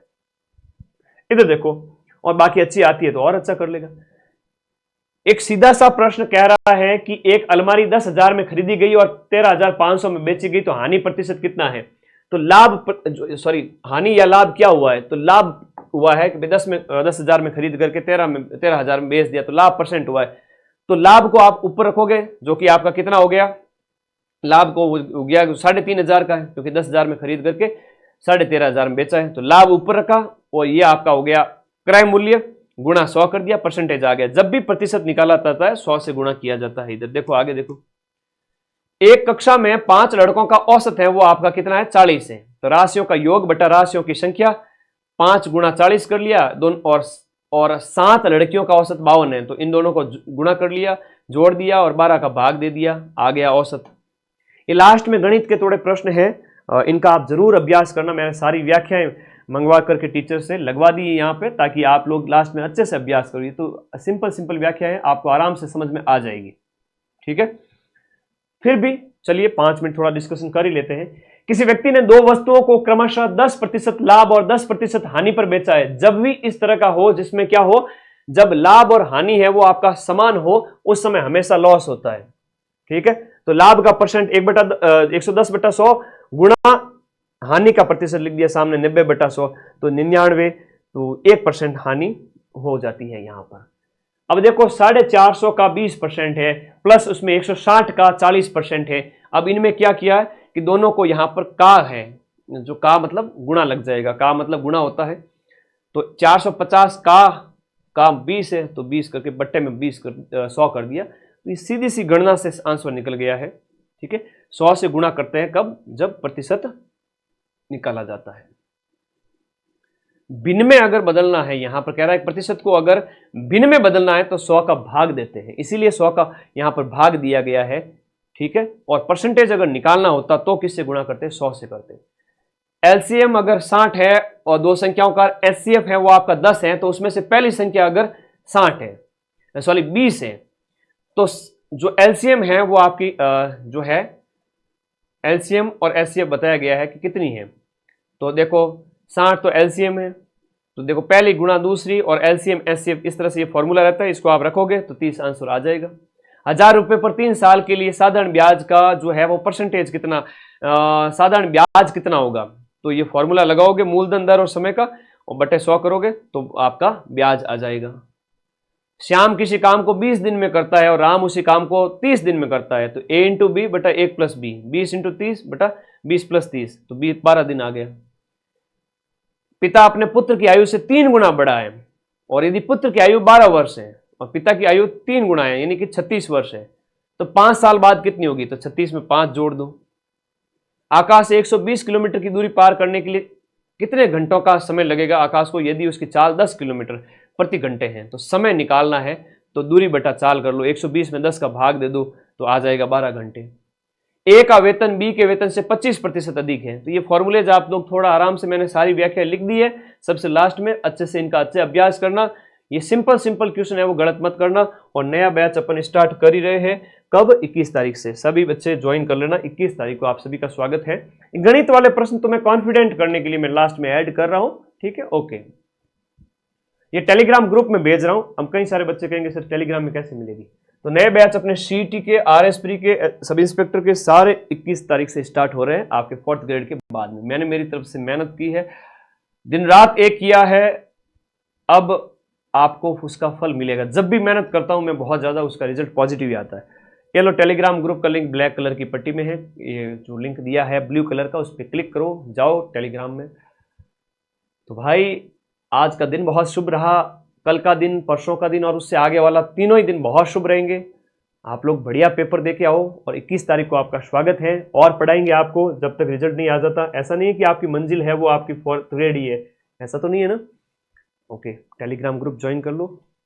चलिए, ये नोट्स जो थे वो मैंने आपको पढ़ा दिए हैं और कह दोगे भाई मैं उस माटी का वृक्ष नहीं, मैं उस माटी का वृक्ष नहीं जिसको नदियों ने सींचा है, मैं उस माटी का वृक्ष नहीं जिसको नदियों ने सींचा है, बंजर माटी में पलकर मैंने मृत्यु से जीवन को खींचा है, मैं उस पत्थर पर लिखी इबारत हूं, शीशे से मुझे कब तक तोड़ोगे, मिटने वाला मैं नाम नहीं, तुम मुझको कब तक रोकोगे। ठीक है, तो ये अच्छी पंक्तियां हैं और इनको भी आप पढ़े, मोटिवेट हुए।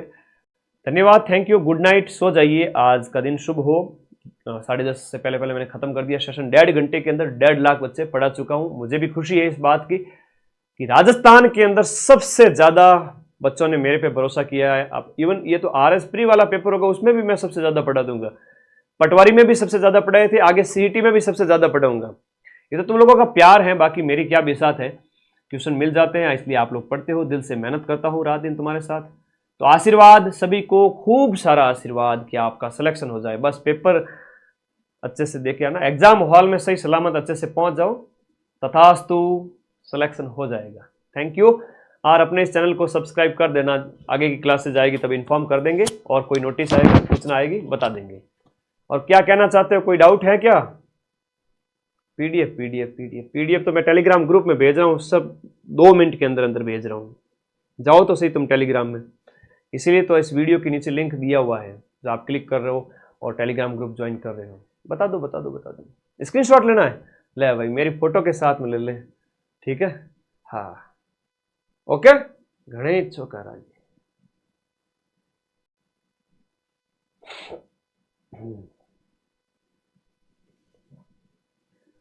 देखो शरीर ने साथ नहीं दिया, मतलब ऐसा होता है ना जब आप शरीर से ज्यादा काम लेते हो, तो भी हमने लगातार मेहनत की भाई, बच्चों के लिए बार बार क्लास लगाई हर एक चीज की। अब ठीक है, अच्छा लग रहा है कि पेपर हो गया और कल से पेपर स्टार्ट हो रहा है, पूरा कंटेंट दे दिया। टेलीग्राम में जाओ, सारी PDF पढ़िए, इस PDF से क्वेश्चन मिलने पड़ेंगे, मैं कह रहा हूं 75+ क्वेश्चन इस PDF से मिलने पड़ेंगे। कहां जाएंगे प्रश्न, 2 घंटे में इसका रिवीजन कर सकते हो, भेज देता हूं टेलीग्राम में, पढ़ लो। धन्यवाद, थैंक यू, आप सभी का सिलेक्शन हो जाए, शुभ रात्रि, थैंक यू।